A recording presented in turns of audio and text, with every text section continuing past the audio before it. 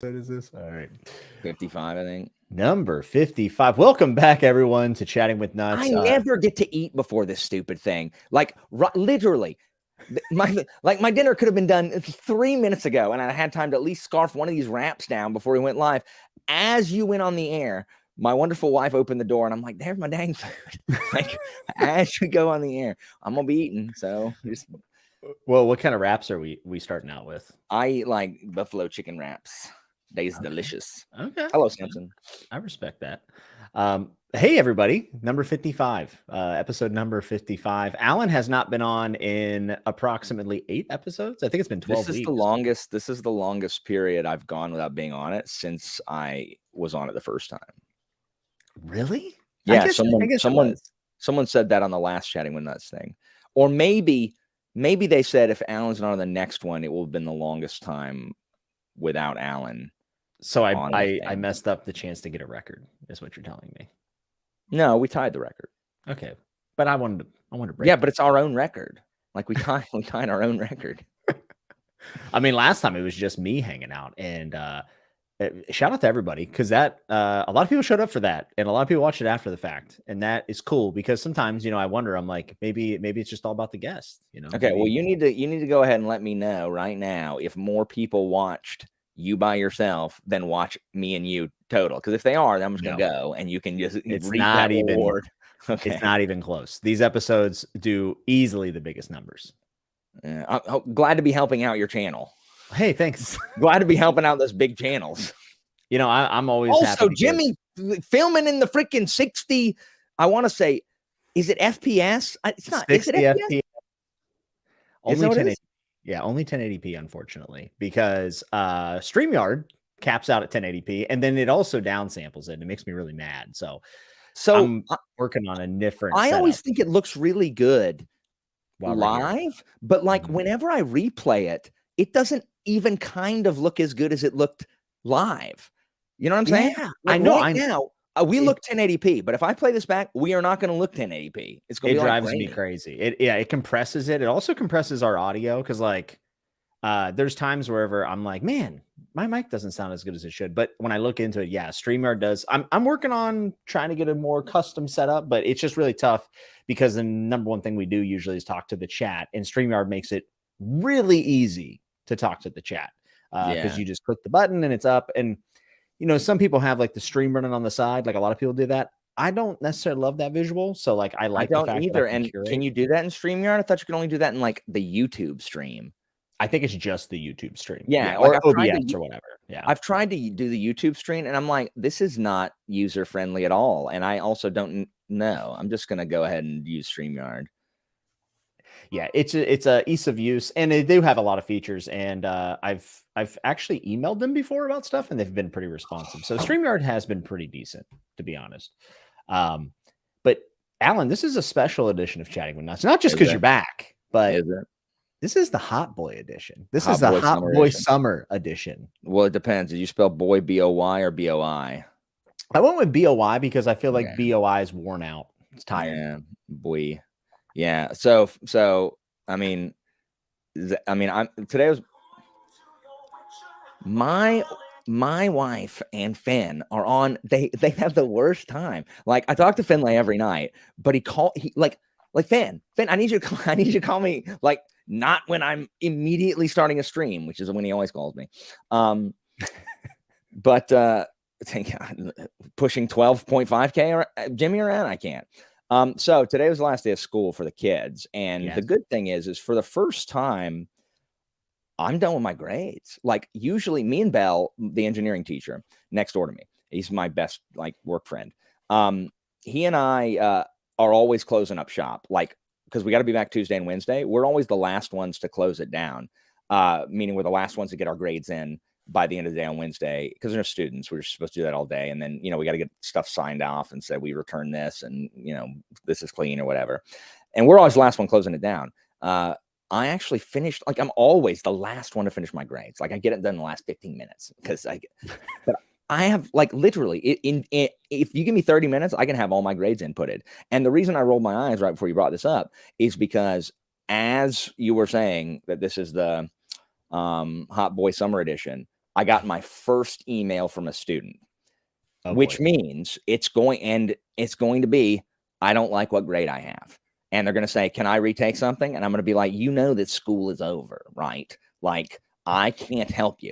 Like, nothing you retake is going to make your, like, I've got to write the news or something. Like, something has to be done, because it is out of control how monstrously awful the school system is.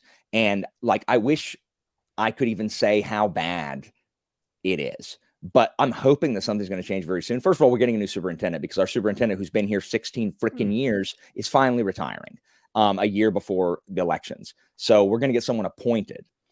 And I'm hoping that person says, hey, you know what? What if we require children to be in school? And I hope he looks at the data. I know.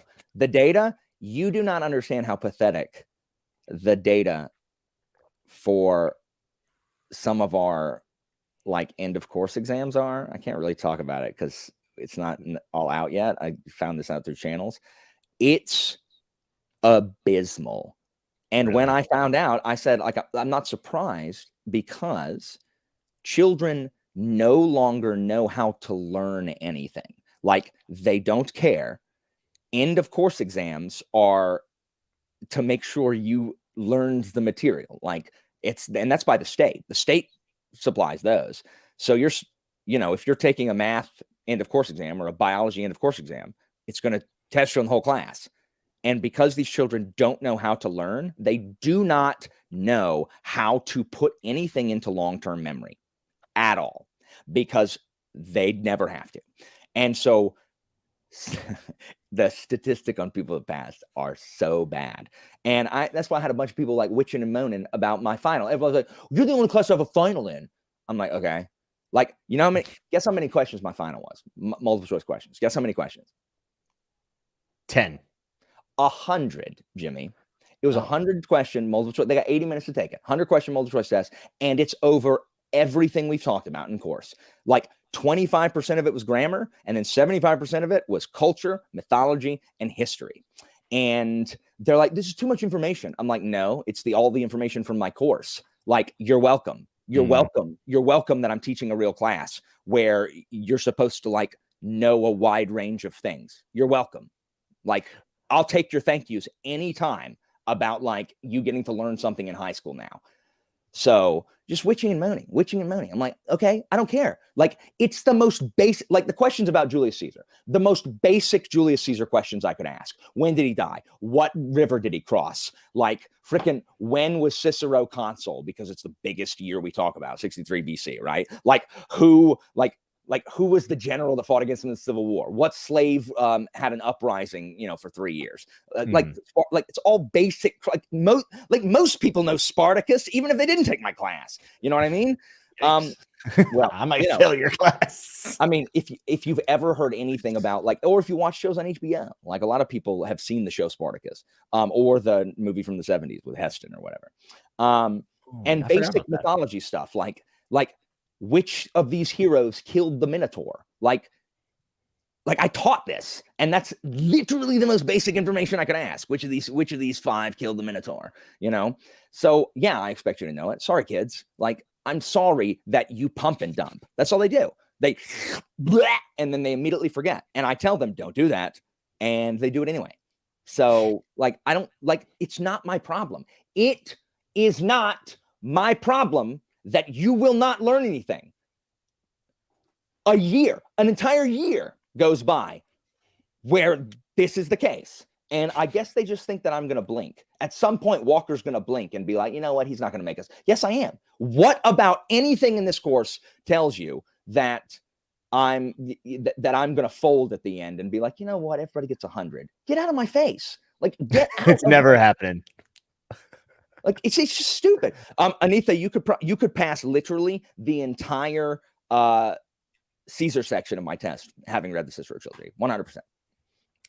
Brent wants to know, were there any perhaps questions? No, but I do write like for interjections, because they have to know like Latin interjections, which are just like, oh no, dang it, by your leave, sir.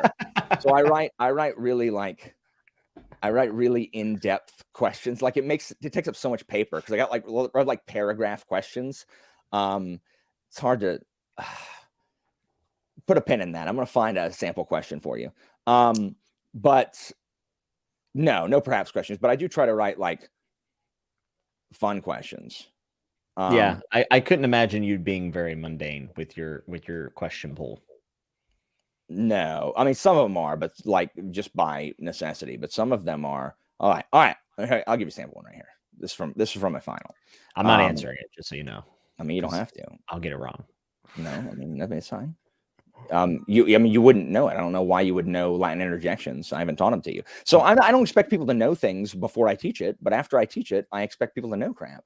That's so irritating when they don't. It's like, what's wrong with y'all, guys? Like I taught you this. There we go. Mr. Walker, sorry to bother you, but I'm wondering if there's anything I can do or email you anything to bring my grade to at least a 60. It's like, what do you like? Yes, you can go back in time and do your work. Like, build me a time machine, and then you can do your work. Like, it just makes me so frustrating. Mitch actually has some good advice, and I think you should take it. He says, Alan, have you tried sitting on your chair the opposite way? That lets them know you want to connect. Like AC Slater at the max. Mitch is the best. All right, here we go. I got a question for you. All right, here we go. You ready? All right. Eric Yang and Caitlin are arguing over whether the Korean pop band BTS or anime waifus should gain the coveted spot on the new billboard looming over Arnold's campus. Trying to work, you tired of hearing this argument, throw up your hands and mumble an oath at how annoying they are. And then you have to pick which interjection fits that scenario. And it's the one that's an oath. That's incredible. Well, okay, you want another follow? Here's the follow-up. Let me give the follow-up. Hold on. So these three tell a story. Caitlin rips the mask from Eric Yang's face, and suddenly a golden light bursts forth from where his mouth should be. You hear the whining, tinny sound of something charging up, and then the light focuses into a high-powered laser, and Smitty, who is so close to having his EV finally evolve into a Vaporeon, doesn't notice as it strikes him and melts him into goo. You are horrified. And then they have to pick the horrified interjection. And then finally, Landon, TJ, and Ben wrestle the out-of-control Eric bot to the ground, thus saving everyone in the classroom. However, the only way to stop it from malfunctioning again is to open up the control panel in the back, and that can only be opened by singing the Season 2 opening theme to My Hero Academia in 3-part male harmony in Japanese. No one's going to do that. Guess the Eric bot is doomed to eternal malfunction. And they have That's amazing. I have to pick which one. That sounds like fun. Like, that's a fun class to be a part of. I mean, it's not, but they don't think so. But I do put those questions in there. So I mean, you're sprucing up Latin, which I imagine is kind of a tall task. Right? I mean, the problem is these kids witch and moan, but they don't know how freaking good they have it, because most other Latin teachers are primarily grammar. I try to split it into, 30, a third grammar, and then, 2/3 other stuff. No, I know, Arliss. I know. Anyway. So yeah. So I don't know how I got on this. The final. Well, I think you were just people just witch and moan about my final, and it's like I don't care. I'm just tired of people. I am so tired of children just not listening to me. Like, just listen to me at the beginning of the year when I say, guys, you have to study. Like, you have to come to class. You have to pay. There are four kids failing my first period class. Every one of them has this in common: chronically late, chronically absent. Every one of them. Yeah, you were talking about the absent thing on one of your sprints, and I was kind of shocked because I remember in my school, if you had more than 5 days absentee, like, you were in trouble. Like, if you had more than 5 days unexcused absence, you failed the class, and you had to go to summer school and sit there with a teacher for 6 weeks and retake the class. And that's not the case anymore? No. You can be absent as much as you want, and there are no consequences other than making me do my job more, because if you're not there, you're more likely to bomb the assessment because you weren't there to have me learn it, because every kid thinks that they can just like read the slides the day before, not having learned anything, and they're going to ace the test even after they fail 5 times. Oh no, the 6th time. Oh, I'm feeling lucky. Here we go. Oh, snake. Oh, well, my luck's gotta hit soon. Sorry, you just lost your home and your family. Gambling addict, go call the hotline. I feel like you're coming for me right now. What? I feel like you're coming for me right now. I mean, no, because look, unless that is just like a backdrop, that's like a sheet that you painted on, and you're really like under a bridge because you lost your house gambling, I'm not talking about you. But that's what these kids are. I do love craps. I mean, that's fine as long as you don't like gamble your life away. These children are gambling. They're gambling their GPA away because they just won't do what I ask them to do.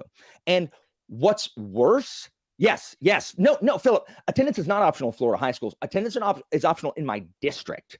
My cousins, Christina's cousins in Orlando, they have an attendance policy, as do all of the charter schools in my district. And when school grades came out last year, the only high schools that have an A grade are the charter schools. Now, I understand that charter schools have other advantages, but they also have an attendance policy.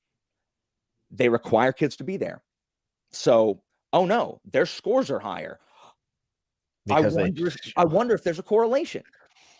Like, anyway, it's just ridiculous. Like, they can, and what's almost worse is the parents that like I was talking to my dad about this last night.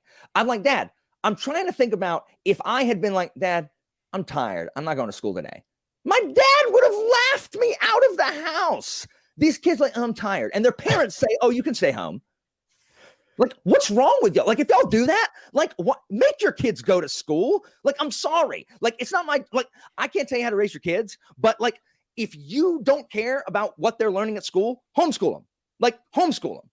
Like, if you are so angry about the public education system and you think what they're doing is useless, homeschool them. Like, you have that option. If you send them to me, guess what? Like, they're going to learn what I want them to learn, or they're going to get a bad grade. They're going to get Eric Yang robot questions, whether they like it or not. Eric Yang robot questions. Yes. My interjection test is one long story about you being a horrible officer in the Roman army, and Caesar like fires you. Or no, you find a Dave and Buster's, a bloody Dave and Buster's card in the wallet chain, in the wallet that's attached to a chain of like a dead Gaul, and you go to Dave and Buster's, but like you try to play Mario Kart, but the machine will only let you play Toadette, and you get really mad, and then Caesar finds you and fires you. Like, that's the whole storyline of all those questions. Yeah, it's dumb. A Dave and Buster's fanfic. I never thought I'd see it today, but here we are. It's so stupid. I hate Toadette. I'm Toad. I'm Toadette. I'm Toad. I'm Toadette. K2U3 says, Alan, did you ever consider teaching a class of patrons? And I did pitch you an idea. Remember, I said that you should do streams where you bring people on, you give them like 15 minutes, and then you hit them with a pop quiz, and then you see who performs the best on the test. I should do that. Teach. I think it's a great idea. Teach Roman dates. That would be the most fun because my kids have such a problem with that. And also, I could find out which of these adults don't know which months have 31 days and which have 30. I actually do, thankfully. Glory be and the saints be praised, Jimmy. I did it. That's a hot boy summer shit. I mean, that's how it's done. You just got to know it. You got to know which months you need to maximize your potential at 31 days. Yeah. It's like I had a good year this year. Like I had good students. Like I had mostly really good students, and I had a really big senior class, which is rare. I usually don't teach a ton of seniors, but that was really fun. It's just I just don't like. There are so many kids who they come up to me and they're like, they try to nickel and dime me for points so they can get an A. They're like, well, I really need an A. I'm like, I don't care. I want you to learn what I am teaching. I'm not going to let you nickel and dime me. Like, oh, what if you add this with this? Like, will you round my 89 to a 90? You're never here. So you can't be bothered to show up to my class on time. So it'll just take too much time to round it to a 90. So I guess it's going to be an 89. Sorry. So, oh no. Oh, you have a B on your report card. Oh no, your life is over. And now, sorry, go ahead. No, go ahead. It's getting worse because a lot of kids are taking their language online. Like they're taking like their 2 years of language online. So one, so they can cheat. Two, so they can get it over with, because they only want to take 5.0 classes at school because they all want to be valedictorian, and they think they need 5.0 to get, like, they think they need 5.0 to do anything. Like, it is like, this is the big lie. Like screw the election being stolen. This is the big lie. The fact that people think that you have to have perfect A's to get into any college that's worth a dang, and that you need a 5.0 and you need to be some drone child, some robot cloned, like carbon copy child, like the tens of thousands of other kids who have a 5.0, taking the exact same classes as everybody else, that they think that's the key to getting them into a prestigious university. Let me explain something to you, Jimmy. I had a kid get accepted in the classics department at Georgetown, which is really hard to do. I had a kid go to Yale on a full ride. I had a kid go to Harvard on mostly a full ride. Not one of them was the valedictorian, and not one of them took only 5.0 classes. One of them took 6 of my classes, which are 4.0, anywhere between 4.0 and 5 in my classical studies, but my language classes are 4.0 and 4.5. One of them took both my Latin classes, 4.0, 4.0, and all of Bell's engineering classes, which are all 4.5. And the other one, again, took 6 of my Latin classes, which are 4.0 to 5. And the actual valedictorian took my class 4 years in a row. They do not listen. They do not listen. They have been sold this they've been sold this bill of goods. And parents, y'all got to chill out. You got to chill out. You have got to chill out and stop telling your kids that that's the only way they're going to succeed. It's not true, guys. It's not true. It isn't true. Ask an admissions officer. Ask them.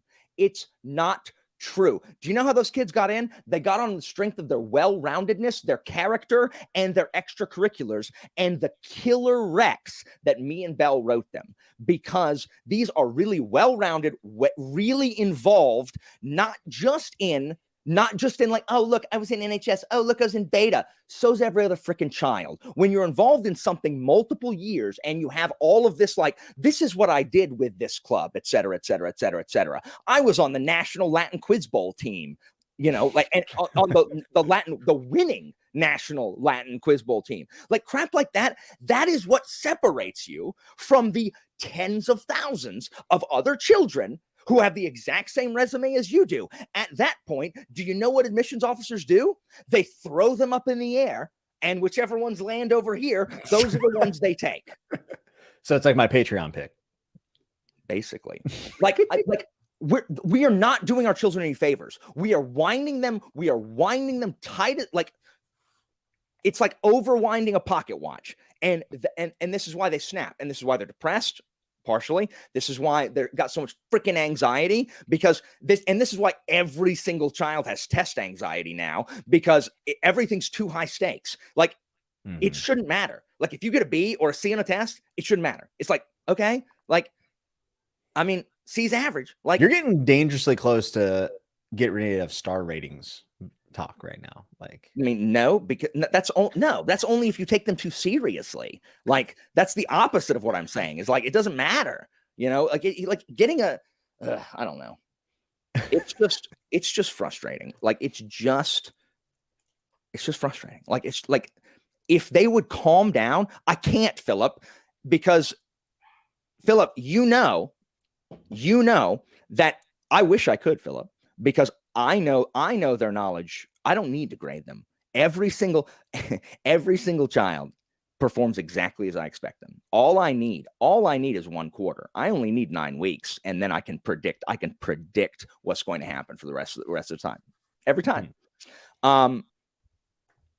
If I did not have grades, and you know this, Philip, this is why children won't do homework. Like when they need to practice, like when they need to like study and practice stuff, because I used to be able to grade homework, right? And because of that, they did it, or at least made an attempt to do it, meaning they had to actually look at something in front of them.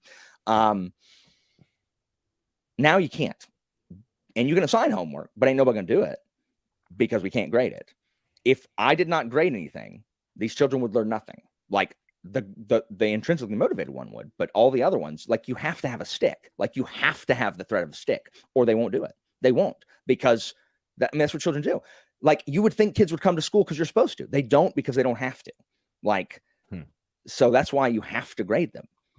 So it's frustrating. Like I just don't know why children can't give a crap about like what they're doing. And I don't know why they won't believe me when I tell them, guys, like this is what this class is. It's not like they're ever surprised. And I also don't know why after a semester they stay in the class knowing exactly what it's going to have, what it is. Well, I think Key actually said this earlier in chat, but they proposed, they're like, isn't it an elective? Like, why would someone take the elective and then not want to do the work? Well, because they think they have to have 2 years of a foreign language to get their scholarship, which they do. And many colleges require 2 years of a foreign language to graduate. And you can use the high school one. But they also don't understand that colleges make you get a C or like I think colleges in the languages make you get a C for it to count. And I tell the kids that, and they don't listen to me. I failed Spanish. That's probably why I didn't go to college. Well, I mean, among other things. Why did you fail Spanish, Jimmy? So I actually really do have a trouble with learning foreign languages. I've tried to learn 3 different languages and like put in some time. And there's something in my brain that doesn't work. I don't know. I tried so hard to learn Portuguese because Brazilian Jiu-Jitsu, my instructor spoke Portuguese and he was learning English. So I was like, I'll learn Portuguese. And I ended up saying, I was trying to say I like milk, and I ended up saying dick milk. And then everyone just laughed at me at the gym. And I was like, I'm done. I'm not saying dick milk anymore. Yeah. I'm not speaking Portuguese anymore. So there's something wrong with me in my brain. I mean, and the thing is, there are students that have genuine trouble. Most students, their problem is that they do not look at anything from my class unless they are physically inside my classroom, or it is right before they need to take a test. And I tell them, there are some people who can do that. You should know if you are one of those people or not. And they do. They're boneheads. Like they just don't have they don't possess the prefrontal cortex. Doesn't process long-term consequences. I mean, most adults suck at that too, but teenagers at least have an excuse. Yeah. They don't want to do something they don't want to do. Like this whole like crap. When I hear like, oh, this is like, the grammar's boring. I had a good kid say that the other day. And I said, you need to learn that school isn't supposed to be fun. Like the purpose of this is not for me to entertain you. Like, I'm sorry. Though you do. To be fair. Know whenever I can, but I can't make you're not going to sex you up. I can, but I get it. Them coming to school thinking that they're supposed to be entertained at any given moment. It's like when bad administrators give say that, oh, well, if students aren't engaged, then you just weren't engaging enough. Shut your mouth, you freaking ignorant worm. Like, you don't know what you're talking about. Like, I'm supposed to compete with TikTok. Like, I'm sorry, ain't nothing about Latin grammar that's more interesting than scrolling through, watching some moron do something moronic, or someone lip syncing to something, because, oh my gosh, if we couldn't watch someone lip syncing for 30 seconds, what on earth would we do? And don't get me started on, let's make sure we take a dozen pictures of our face per day to send it to our friends, because everyone has short-term memory loss. Everyone's freaking Leonard Shelby from Memento. So we got to keep sending photos to our friends so that they don't forget what they look like. Remember Sammy Jankis? Have you seen that movie? Otherwise, that references nothing. Yes. Also reminds me that I need to read Use of Weapons by Banks, because apparently it's like that movie. I I do have a positive note though about education. Well, maybe, I don't know. We'll see what you say. I have a positive note also when we're done with that. Okay. I wanted to ask you this because I'll never have this experience as someone who's not a teacher. How hard is it saying bye to the good kids? Because like I know you have good kids. That goes right into what I was going to say. Really, really challenging because I had really good kids. Like those, like graduation was Monday, and that was hard. Yeah. Because two of those kids, like Rachel and Rachel, they took 6 of my classes. They spent 80% of their high school career in my classroom. And, we did Kurtamen over the summer, and, they were the heads of my club this year. And so it was really difficult. And on Monday was graduation. And first of all 5 student speakers shouted out old Mr. Walker, all 5 of them in 10 years. I got to keep it because it's a once in a decade event. Because normally all those people didn't take my class because they're all GPA jockeys or whatever, but all 5 of them, valedictorian, salutatorian, officers of the SGA and stuff like that. And the one that was voted all took my class, and they all mentioned Mr. Walker, which is freaking awesome. It's just hard. Like they said nice stuff, and they wrote nice stuff in my little yearbook that I keep. And then 2 of them I gave care packages to go off and with some sentimental stuff and stuff that reminded me of them, and like a Latin reference book because they're both studying classics, and some ancient author stuff. It's all nerd stuff. Beep, beep, beep, nerd alert, scanning. Boop, boop, boop, boop, boop, boop, boop. And so they came to the first meeting that was the first meeting of the club that was run without them on Wednesday. And that was hard. There were people tearing up, and, I'm going to miss those kids. I don't have kids, but those 2 are the closest, I've had to, if a tornado had blown all their families away, I'd have taken them in. They're good kids. So I'm going to miss them a lot. And it's weird because life has to go on in class. So the club still has to persist. And, I still need assistance, with, various administrative tasks that I, parcel out to my, the kids that I'm, close to. And so it's transitioned. I got the new officers helping me, Eric Yang and TJ. I got the new officers helping me with stuff, and, stuff. We have to keep running stuff, but it's just so weird not having the people who have been involved, for 3 years doing this. You know what I mean? It's just, it's just weird. So, and them moving on and going outside of, that is leaving. That's literally. My least favorite thing is the fact that they always say they're going to come back, and they always say they're going to keep in touch. They don't really. And I want to say that these 2 are different. I do want to say that. I mean, we'll see. So that's hard. That's the hardest part of being a teacher, is that you become a ghost. You literally become a ghost of people's lives. You become a vague recollection at some point to where it's oh yeah, you know what I mean? You are stationary, but everyone else just moves by you, and you have to start all over. I wish life was more like Mr. Feeney, where I wish I could have gotten my graduate degree and gone and taught, at their college, taught them classics at their college, been hey guys, I'm your college teacher now also, while also I'm the neighbor living across the street. But sadly no. So that's sad, but I hope so.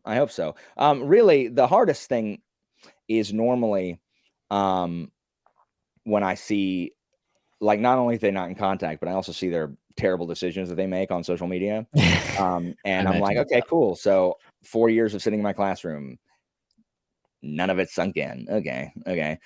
One especially, I had a girl, I taught her for 4 years, from freshman up through senior year.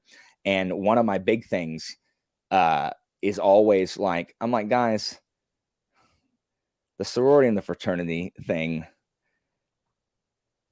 if you join a sorority, ladies, there's a rule that they take all your shirts and they cut them in half. Like you're not allowed to wear a full shirt in a sorority. Like you're also not allowed to wear like actual shirts. You're only allowed to wear other objects as shirts. So like bandanas, like college flags, pennants, headbands, things like that. Like those, like you're not allowed to, or they kick you out. And they're all like, oh yeah, like, and I'm like, I mean, if you want to go, because whenever we learn the word for sister and brother, because that's where fraternity and sorority come from, I always pull up a picture of a sorority picture. And first of all, I'm like, okay, guys, let's all lay down in a circle. And then I'm like, okay, guys, study this picture.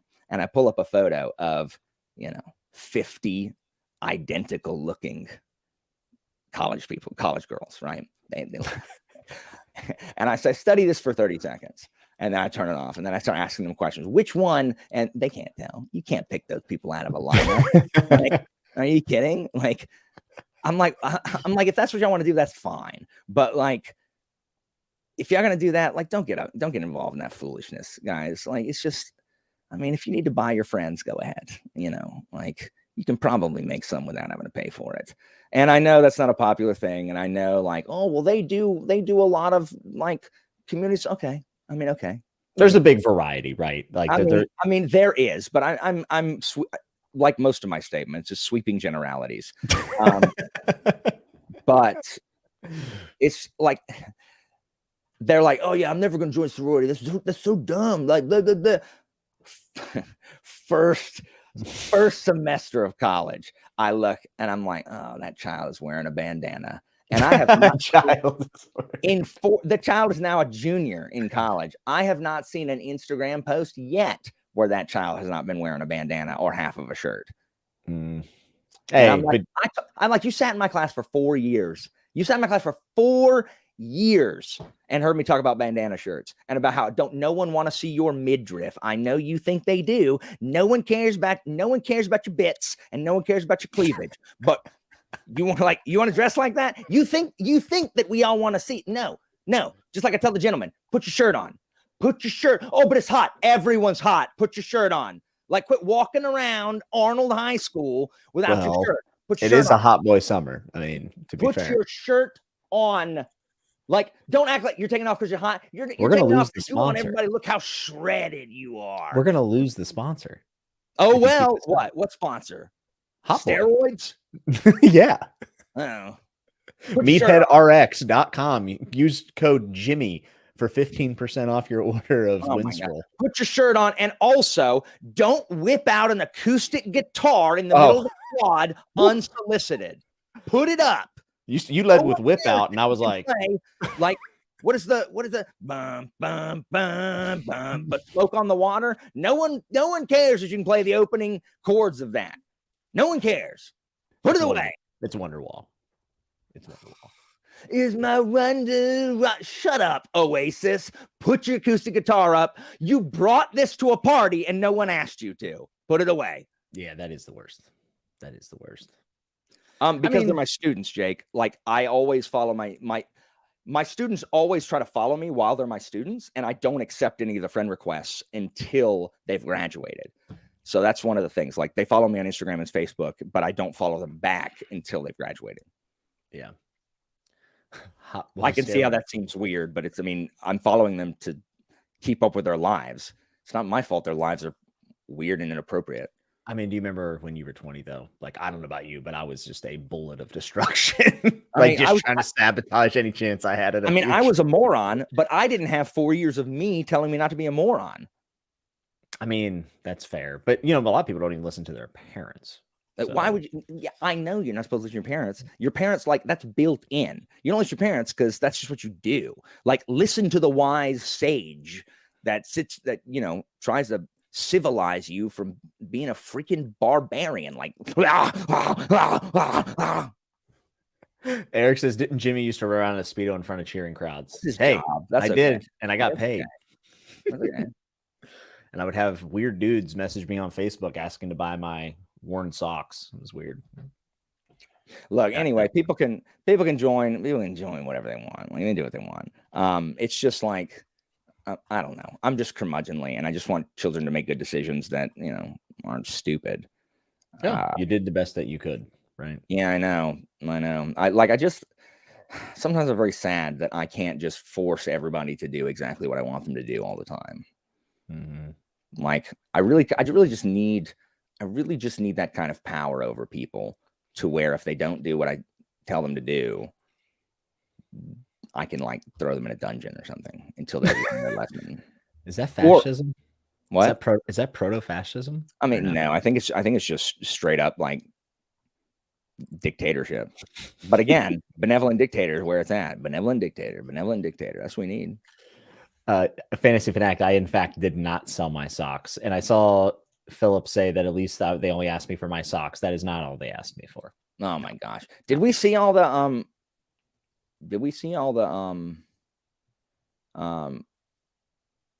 I don't know. I wasn't. I'm usually pretty good at reading the comments, but I missed like literally every freaking one of them. Oh no, you're good. You're good. I've been keeping up. People were supportive of the educational statements that you were making, as they usually are. I love my students. I just wish the teenagers weren't boneheads, and I wish they would stop like fighting, being civilized. Like, let me enrich you. Like, seriously, be enriched. It sounds like something a cult leader would say. Speaking of cult leaders, by the way, 20th Century Boys is phenomenal. I agree. Oh my goodness, dude. Are you done with? There are 3 arcs. I made it to the 3rd arc. I have only read this. This is the first of the Perfect Edition or whatever, volume 1 of apparently I didn't know this, so we did Dudes Talking Manga, and I said, "Hey, volume 1, which is like 200 pages. This is much bigger than that." So I didn't know they were different. Probably my favorite intro to a manga so far. Like, yes, his writing is so good. Yeah, it slows down a little bit, and also the second arc. After the second arc, I was like, "Huh." And then I didn't finish the 3rd arc. I need to. You have a problem with the big change in arcs, don't you? Like Attack on Titan. I have a problem when there's a large state change that is different than what I wanted. Not that it's not good. It's just that there's a buildup, and I want the payoff to be a certain way, and the payoff is just big in a different way. And I'm like, oh. Is that kind of like the Fall of Babel 1-star reviews, though? Right? I mean, yeah, but I'm not giving like Attack on Titan like 1-star. Yeah, like, I mean, now I need to finish it. It doesn't help that I clearly DNF'd it. I very much need you to finish it. I need to. You and I have been like locked in our opinions. I need to. We have a lot of different opinions. Like, we don't agree all the time, but on Attack on Titan, we agree on the fact that Armin sucks. Oh, worst character. Armin sucks. So y'all, guys, don't even in the chat. Don't even be like, oh, I love Armin. Armin did that. No one cares. Like, this is the wrong audience for that. Like, you got to take that somewhere else. Like, we're not going to be like, oh, I guess you're right. Armin, like, I know all that Armin did. And the answer, yeah, you know what he did? He cried the whole time. He cried. And I don't care that one time he knew that one thing was going to happen. He cried. That's what he does. And you know what he's going to do? He's going to cry again. Like, Armin, like, your tears don't hurt the Titans, buddy. Like, I don't know if you know that yet, but stop. Like, Armin, just stop. Leave it to Aaron. Do you think I'll see the beach one day? Oh my gosh! Shut up about the sea, Armin. Shut up. Umi. What a beta. Hey, this is a very nice comment. Kiana, I hope I'm saying that right. Said, "Can I say that Alan and Jimmy enriched my life by convincing me to read Malazan, and now it's my favorite series?" Yes, the lasers and fireballs and all the spectacle is pretty amazing, is it not? That's awesome. I've been sorry I talked about school for like 40 minutes. I think that it's justified, and I literally invited you on your last day of school for the year. That's so true. Like, I knew this is what we would do, and I'm happy because now with Hot Boy Summer coming up, I want to hear about your summer plans because you're going to be doing the audiobook for Way of a Dan, right? Oh man, I know. I know. Every time I forget, I remember, and I get sad again. It's okay. I can see how that came out wrong. Yeah, I can just imagine Philip right now. Just no, it's not. It's not that the book is bad. It's not that I like. It's just that I don't know. I don't know how to do it, and it's going to take an inordinate amount of time. Like that. That's all. And when something takes me something's going to take me a long time. Like I don't want to do it because I'm like, it's going to take me all day to learn how to do this one thing, and so I just know it's gonna take a bunch of my time, which is fine. It's not that I didn't know that before I signed up to do it. It's just that I always feel choked by time, and so yeah, it's a lot of pressure too because I know you want to do. Yeah, it is a lot of pressure now. Like everyone's gonna, because now everyone's gonna be like, well, Alan sucks, and I'll be like, you know what, you suck, and your mom sucks. Get out of my face. Like, you shut up. And everyone, and it's not like I can't do ridiculous voices in Philip's book. You know what I mean? Like, sure you can. I don't think so. I think I have to do there can't be just some dude like out of nowhere being like, oh, hello, welcome to the inn. Welcome to the inn where you can stay and get a room for the night. Oh, you're looking very sick, yeah. I can't just do that like out of nowhere. Like that is people be like, is this some dude's D&D game? I'll be like, well, yes, it's there so you can differentiate between people. If Baywatch had like a European exchange student, that's what that sounded like. Yes. Oh, look, are we running on the beach? Oh, this will be fun. The David Hasselhoff. Look at these little orange shirts. Bag sack is gonna sound like a Scroll Plus. I'm just letting you know that. Oh, thank God. That's Bledla's voice. I could see that. No, Bledla is I got Bledla's voice. I want to I don't know. We'll figure it out. I mean, some people are even suggesting maybe you should just use AI and then you'll be good to go. I would never do that. That'd be so dishonest. I mean, there's enough hours of you on the internet that you could probably train an AI model to sound just like you. I probably could, but that's dishonest. For me to take money for that because I didn't do anything. Philip's never gonna know. It's not like he's watching right now. The thing is, I'll know, Jimmy. I think Philip would know. I think he in fact. I know. Right? I know. It's like my buddy Bell, like again, the engineering teacher, is always telling these kids, like Eric Yang. I said, yeah, I talked about this already, where he can't do math without a calculator. And I said, Eric, and you want to go into STEM? And he's like, yeah, that's where the money is. And I said, Eric, and then Bell walked in here and high-fived him. And I'm like, Bell, you are cancer to what I'm trying to teach these children. You tell them the opposite, that they should go do a job because it makes a lot of money. Bell, go back to your room and quit being weird. Like, go talk about how weird it is that one tower fell along with the other two towers. Go get your tinfoil hat, Bell. I mean, I'm in, web development, software, whatever you want to call it. And I'm terrible at math. So that's a plus. Like I dropped out of my physics program because I was like, oh yeah, I forgot there's math in this. And I was like, I'm done. I'm out. Oh, I'm bad at math also. So we're going to be getting Philip's book in like less than a month. Book 2.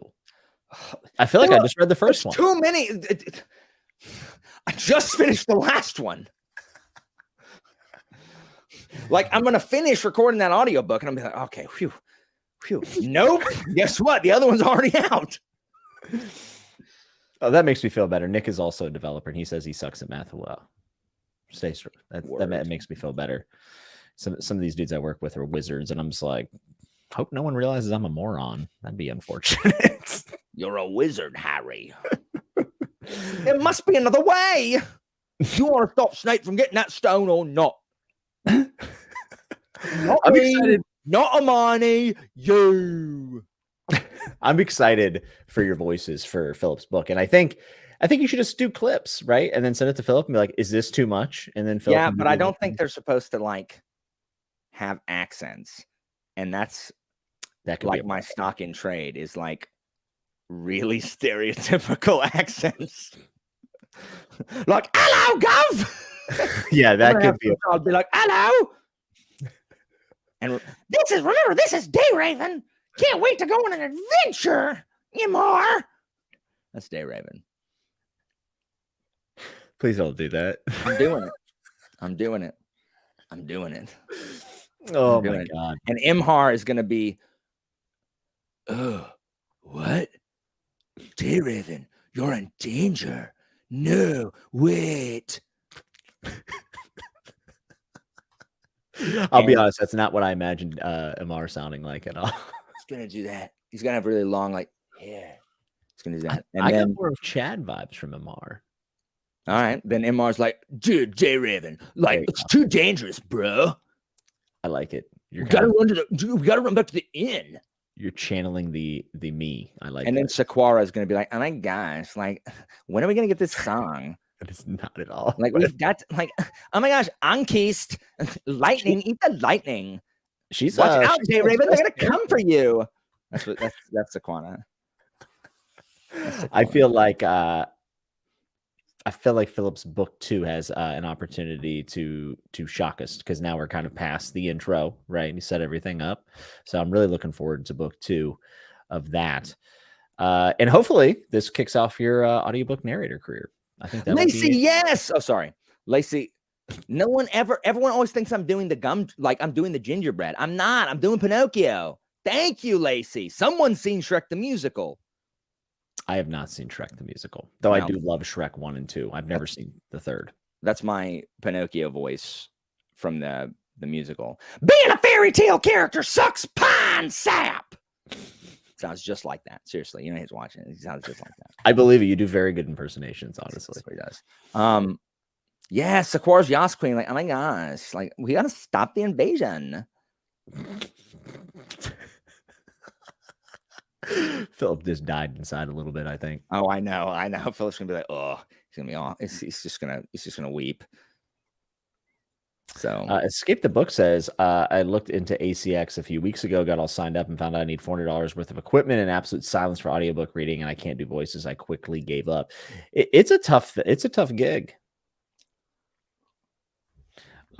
Yeah.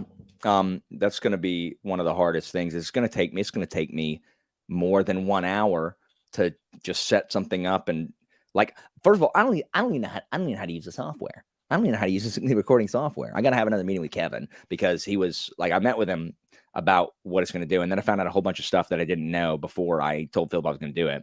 And I was like, oh, well, would have been nice if I talked to you like yesterday, Kevin. But then, is there's a bunch of like, and then he had a baby, and I like, it's like, there's no point in learning it now. I'm not going to record it now. I don't have time. So I got to have another meeting with him and be like, hey, teach me how to use the software, please. And teach me how to teach me your ways. Like, I need you to download your information into my brain. So that I know how to do this. Yeah. And I imagine it like multiple takes of things and whatnot. Like, I'm sure there's a lot of like re-recording because you're going to botch it. I'm going to botch it. I know I'm going to botch it. Yeah. And so, yeah, so I'm going to have to, and the finding the absolute silence thing is going to be freaking weird. Like, I have 3 cats and 2 dogs currently, you know. Maybe you should go to your classroom. That's cool. No, wouldn't work. Well, I mean, I don't have my computer. You can't download anything onto the computers there. It's all locked down, firewall. Gotcha. Yeah, I can't download anything that might assist my life. Yeah. Oh, I'm gonna like, they call me, like, Christina will tell you. I don't know who BLD is, but Brian Lee Durfee. Does he narrate his own books? No, he's all of his booktube videos. They're just one shots. Well, Christina will tell you that I am called One Trip Walker because I will not go back out to the car to get groceries. I will not. I will go out there exactly one time, and I'm going to grab all them groceries in one trip. I'm not going back. I hate, and I don't know why, I hate walking back to the car to get another trip of groceries. So I will, like, I'm like laden down like a freaking, I don't know, like people just hanging stuff off of me. I'm like a statue with everybody's purse hanging off it. I got like it's like I'm Mulan training or Rin training, running up that mountain carrying the pig. Like, that's what it is. I got so much. Wow, I forgot about that. I know, right? I'm so beladen with what a throwback with bags. So I got to God. Yeah. Sometimes I think about the Poppy War and I'm like, maybe it was really good. And I'm like, It wasn't. I think book 2 was really good. Book 2, I still stand by the fact that I think book 2 is really good. It is, and then book 1 is not. I mean, book 3 is not at all. Yeah, it ain't it. Completely. Now, I am reading Taipan by James Clavell, which is about the Opium Wars. Literally, it's in the exact same time period. And it is so good. Oh my Really? gosh, I forgot how much I love it. Yes, it's so good. How big of a book is that? It's 700 and change. It's less than 800 pages, but it's more than 700, somewhere between there.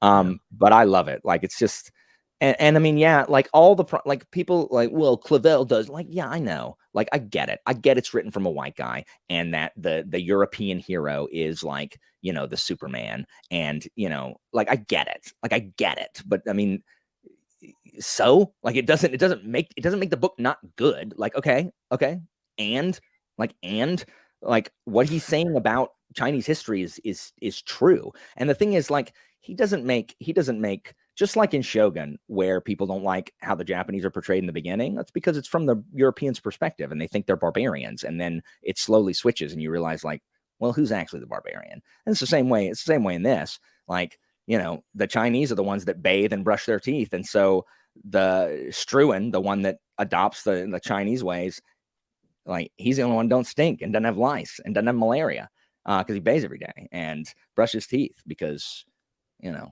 and he's the only one that understands that not everyone thinks like a European. And so that's why he's up on everybody, because he doesn't think that everyone thinks the way that the stupid British do. So this is a reread for you of Taipan. Yeah, but I've only read Taipan once. I'd read Shogun twice before. So yeah, I'm loving it. Like, and I understand people don't like it. I get it. Like, I get why you wouldn't like it. I love it so much. It's so Do you like Taipan more than Shogun? TBD. So last time, again, I hadn't read both. That doesn't surprise me. Escape the books. Like, again, I don't blame you. It's like a whole lot of nothing happens for, like, it's just like Shogun is like a month. They just drop you into 16th century Japan for a month, and you literally watch them do everything. Like, even like the most mundane crap. Like, you're just following these people. It's like Animal Crossing. And that's what this is. Like, it just drops you, boom, here's a year in Hong Kong.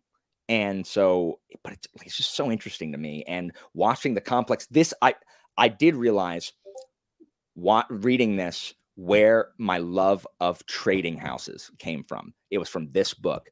I love the complex, like, economics involved, and the fact that the traders hate each other. Some of them hate each other, but there's times where they like work together, and there's times where they're like, you know, for a time, like, not like they can just like not hate each other for a night, and then they go back to trying to ruin each other, and it's not personal except when it is personal. And, you know, there's all these rules. And I also really like books where, I said this in my villain video, I hate it when villains promise that they'll do something if a hero does this, and then they go back on it. Like, I hate that. Like, just because you're a villain doesn't necessarily mean you're a liar. Like, there are plenty of heroes who are dirty liars, and there are plenty of villains who keep their word. You know what I mean? And so I love reading about a time where people, like, believed in the oaths that they swear. You know, like, yeah, when I talk about ancient history and stuff, the kids don't really get why they trust each other. Like, even though they swear an oath to the gods that this will happen, or that no harm will come to this person, they're like, why don't they just ambush him and kill him? I'm like, because you just didn't do that. Like, you just didn't. Like, it's just not something that you did.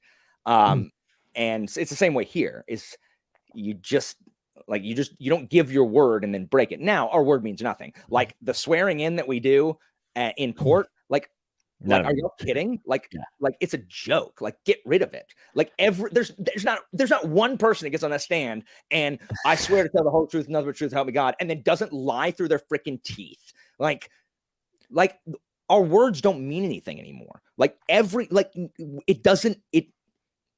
people just are liars if it's going to benefit them. Like, our word doesn't mean anything. And, you know, I wish it did. And that's not everybody. Like, I try to let my word mean something, but I mean, mine very often comes with, I say I'm going to do this thing, and then I just don't have the bandwidth or battery power to actually do it. And I'm like, sorry guys. I know I said I was gonna have a video up today. I'm a liar. That kind of stuff. Yeah. I mean, that's pretty trivial, right? In the grand scheme of everything. Yeah. You exactly, Philip. Sorry.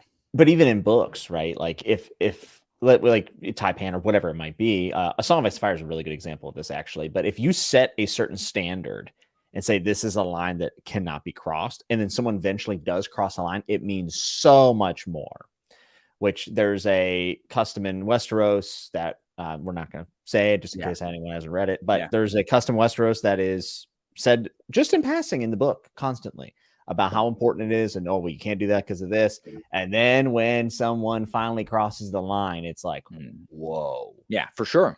Absolutely. It's why, like, it's so again, going to the post Alexander society, Antipater's son Cassander is known as like evil and conniving, as one of the most evil and conniving of the successors, because he literally promises his foes, like he promises them safe passage if they surrender, which has been that's just what's been done for 200 years in ancient Greece and Macedon or whatever. And they do, like, they literally, even a general that was winning, like, gives up because his commander, surrendered. And he's like, okay, like, and then the guy immediately executes the two of them. And it's just like, and everyone, and, the whole world is shocked because, like, dude, like, bad form, man, like, bad form. Like, you gave your oath. So, and it's because, like Philip said, and like Kay is saying, is they kept their oath, one, because they were swearing on the gods, which they literally thought would punish them if they were lying, and or swearing to God, which people wouldn't do because they knew they shouldn't, or that we just had a different sense of, like, some kind of decorum, I guess. I mean, just look at what. So politics, and again, let me go ahead and hit your bingo card. Like, I don't want to talk. I don't want to get political. I'm not going to. But politics, before anybody says, like, oh, well, politics has always been nasty. Yeah, it was. But you know what? Like, people were nasty in, like, the classiest way possible. I'm sorry, calling someone freaking, like, a new Catalan, using, like, Cicero references in your slander, that's pretty cool. But like, you didn't walk up and shoot Aaron Burr in the face. You sent him a letter that said, "Dear sir, how dare you? Pistols at dawn." You know what I mean? Like, there was some kind of decorum. And is that better? Yes. Look at politics now. Okay, compare politics for 20 years ago. Compare the rhetoric that was used 20 years ago versus the rhetoric now. It's ridiculous. Like, it's ridiculous. People used to get punched on the Senate floor, though. So, I mean, I feel like that. Who got punched? Are you talking about, like, in colonial times? Huh? Yeah. I mean, sure. Yeah. But I mean, that's because it was the frontier, dude. Like, it's exciting times. Murphy has started The Color of Magic. Oh, word. I thought you were going to read that, like, a while ago, but I mean, good. I hope you like it. I mean, now that you're committed to Discworld, you'll read it and be like, oh, this is mid, though. You'll probably love it and think it's the best thing ever, because I think it's mid. But regardless, I don't know. I don't know why everything's got to be so, like, words don't mean anything anymore. Like, no one means what they say. No one says what they mean. I said what I meant. I meant what I said, and I said what I meant. An elephant's faithful, 100%. That's from Horton Hears a Who. No, that's from Horton Hatches the Egg. The long-awaited sequel? Yeah, it's actually a sequel. Mm-hmm. This freaking bird makes him sit. She wants to go on vacation, so he makes her. She's like, "I'll be back. We watch my egg for me." And so he sits in the egg, and she's just like, does, like, so much about this. This like a whirlwind cruise. I read a lot as a child, like a lot. That's all I did as a kid, was read Dr. Seuss and whatever else I had, and I watched the cartoons too, which is what I was quoting. What was your favorite book when you were a kid? Hard to say. I remember very little about what I read prior to reading like fantasy books. It's probably I had a dinosaur book that I liked a lot. Was it called the dinosaur book? No, it was called, I can't remember, but it was about like I don't remember. I don't know. It was a dinosaur book and a dinosaur book, a shark book. Dinosaur book, shark book, Dr. Seuss books. But then it was Where the Red Fern Grows. False. It was like it was the Cleric Quintet by R.A. Salvatore. I loved those books when I was in middle school. I have not read a single R.A. Salvatore. I played a lot of games he's written though, like Kingdoms of Amalur. I like that story quite a bit. I like Salvatore. I read he was like the only thing I read like when I was younger. And then I don't know, stopped one day. I was like, I don't need, like, the companions aren't going to die to this band of goblins. I don't need to read every move that I don't need to see every swing of Dritz's sword fighting kobolds. Like, really? This group of kobolds is going to beat Dritz and Brunner and Canterbury and Wolfgar? And like, no, like, let's move it along. So yeah, anyway. I know a lot of people have a lot of nostalgia for R.A. Salvatore, and some people even say that some of them are really good. One day I'll probably give it a go, but it's not super high on my list. I feel like it's on the same with like Warhammer, where it's like, yeah, I got to figure out what to read and then I'll do it. I really enjoyed his Demon War Saga. It has one of my most memorable villains like ever. Like, I still remember this guy. He was just evil, and he's a really good villain. I don't know why I still remember him, but I do. He's excellent villain, and it wasn't D&D, but it was really good. I enjoyed it. I'll tell you what, thinking about this, we were kind of talking about words meaning what they mean and customs and oaths and stuff. Sure. You put Curse of Chalion on your TBR, right? Yeah. You're really going to like it. Well, Jimmy, now I'm not going to read it. So thanks for doing that. Was that your goal, to make me not read it? No, I want you to read it. Then why would you tell me to? I didn't even How long have we been friends, Jimmy? How long have we been friends? I just said you'd like it. How long have we been friends, Jimmy? Someone telling me I'm gonna like something is instantly a way to make me. It's too popular. Who's your favorite new author of the last 2 years?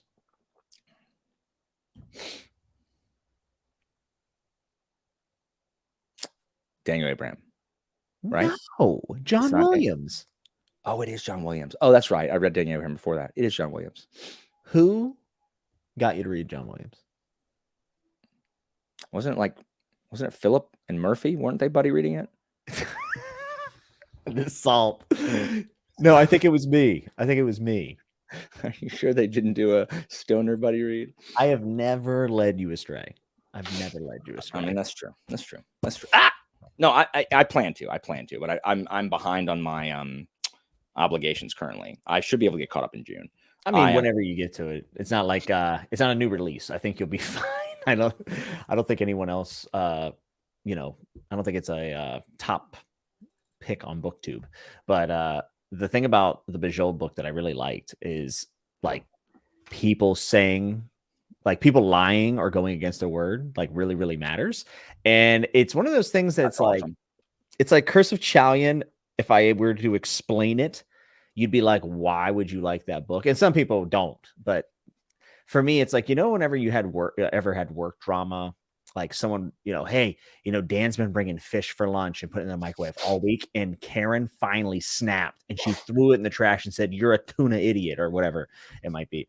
And you're talking with your friends at work and you're like, that's crazy. And it's like all the talk of the day. And then you go home and you try to explain it to your friend or your significant other. And they're like, oh, okay. And you're like, oh, you weren't there. You weren't like in the moment. Every story I tell to Christina from work. That's Curse of Chalion. Nice. That's Curse of Chalion. Nice. If you can actually sit in the scenes and get into it and attach to the characters, it makes you just want to like talk about it, because you're like, oh, I can't believe this person did this. Like there's big twists, but they're not that big. Yeah. You know what I'm saying? Yeah. Yeah, I'm excited to read it for like the very reason you're talking about. I love stuff like that. I've also heard that the visual sci-fi is better than her fantasy. Yeah, I have Shards of Honor. Shards of Honor is good. That's for you. Wait, what is this? Blew my nose. Why is your nose bleeding? I don't know. I'm an anime character and an attractive woman walked by, I guess. Speaking of anime, I started One Piece. I know. I know you'd be mad about it. I know you would begrudge I'm not mad. I just don't understand. It's so long. I don't understand it all, and you love it. Over the course, I started watching One Piece in 2004. Yeah, but did I miss the boat? I mean, no. If someone had tried to get me to start something that was that long in 2023, I would say no. Like I started it because it wasn't that long when I started it. I'm shocked that I like it because like I'm not the biggest pirate fan, and just the tone of it, I wasn't sure how I would feel about it. And I actually really like it, dude. I like it too. Yeah. There's something about a character that like is just going to go after their goal and like is also honest to a fault. That's why I really enjoy. Word. That's why I like Luffy. Hey guys, don't murder her. Yeah. We're trying to hide Luffy. Yeah, it's actually I know. And Luffy is unflappable. He cannot be stopped. But yeah, I mean, I like One Piece. I just never understand when people start One Piece. I'm like, and you could just watch them as 12 episodes. You did just the anime, right? Oh yeah. I don't actually enjoy manga. Like, I have a difficult time having emotions when reading manga. Like the voice acting and the music just do so much for me in anime. So if there's an anime, I watch it. Always. I read 20th Century Boys because there was no manga, or there was no anime. If there'd been an anime, I wouldn't have read it. I watched anime. Yeah, see, the voice actors usually are what keep me out of it. But I will say the soundtrack to things can really help. I mean, obviously, music's huge, but yeah, I'm halfway through East Blue, so I've read 6 volumes so far, and I'm having a really good time with it. Nice. Been reading a lot of manga lately. Yeah, well, I mean, that's because you have too much gold bullion in your vault, and you're like, look, I got to disperse some of this because there's no more room in my vault for my gold bullion. Well, I'm laundering money. I mean, I know, like, but you're starting One Piece and buying One Piece. I'm like, Jimmy, like, you do not code. Like, you are actually like, I don't know, like a high powered mobster. Like you're a member of the noble house to make Taipan references or whatever. Because like I'm like the pro wrestling mob guy from Righteous Gemstones season 2, and no one's gonna get that reference besides Ben and John who are watching this right now. Every time I go to buy a manga, I'm like, I could spend that much money on that, or I could not do that, and then I choose not to instead because it's very expensive. I mean, it's expensive, and for something like One Piece, I'm like, Jimmy, like that's someone's inheritance you're spending. Like that's someone's livelihood after you're dead. Like you don't got to make me feel bad about it, man. Like it's just I don't know. Like I don't actually know how much it costs. I just know manga's expensive. It's not cheap. That's for sure. Someone asked. I've never watched One Piece dubbed is not good. One Piece subbed is great. That's the reason that I watch One Piece. Oh. I didn't even think about that. I do not like what Viz does to the names in One Piece. Oh, Zolo instead of Zoro. I can't do it. That's not his name. Like that's like no one like, and I don't know why they haven't changed it. Like I get when you first started doing it because One Piece wasn't this, I guess, phenomenon that it is now. No one walks around calling him Zolo unless you've only read the Viz. And when those people start talking to me, I just walk away. Like I'm like, I can't talk to you. Like I hate being that guy, but I can't listen to you call him Zolo. I can't. That's not his name. Like it's not his name. His name's Zoro. Zolo is a stupid name. Zolo is a dumb name. Like Zorro Zolo's kind of a cool name. No, Zorro already has the built-in Bandito Antonio Banderas connotation. Like it already has swordsman written in. I can't do it. Like I can't do it. He is a very cool character, by the way. Probably my favorite so far. Oh, Zorro! I love Zorro. Yeah, really, really cool. So yeah, the Viz thing is a good. The Viz thing is a good. Yeah, I didn't even think about that. It drives me bananas. I can't. And I'm reading the Viz stuff anyway, so it's my hard copies. It's Zolo. Yeah, I know. And also, I don't really like reading stuff off of a computer screen. Like, I don't like it at all. I do struggle with that a lot. Yeah, I stare at screens all day, so I like to get away from it. That's why I still like my physical books quite a bit as well. I like physical copies as well. But yeah, I mean, I really like One Piece. I mean, but I liked it before it was popular. So I'll just go ahead and put that out there. You did do a stream with Christian from Lost in Discovery and Petrick, and it looked like you guys had a ball. I watched some of it. It was quite fun, and what wasn't fun was all of the in the comments that are being like, well, Alan's opinion is just wrong. I'm like, I don't know you, dude. Like, go back to your body pillow, bud. Like, I can't deal with you right now. I apologize to all of our body pillow and our body pillow sponsor today, which is Body Pillows for you and for everyone. Sorry, weebs. Use discount Alan Hates Body Pillows for 15% off. No, I just don't understand why. Like, it's the same thing with books. I just don't know why people can't just like, I'm sorry, I don't like that thing that you like in this anime.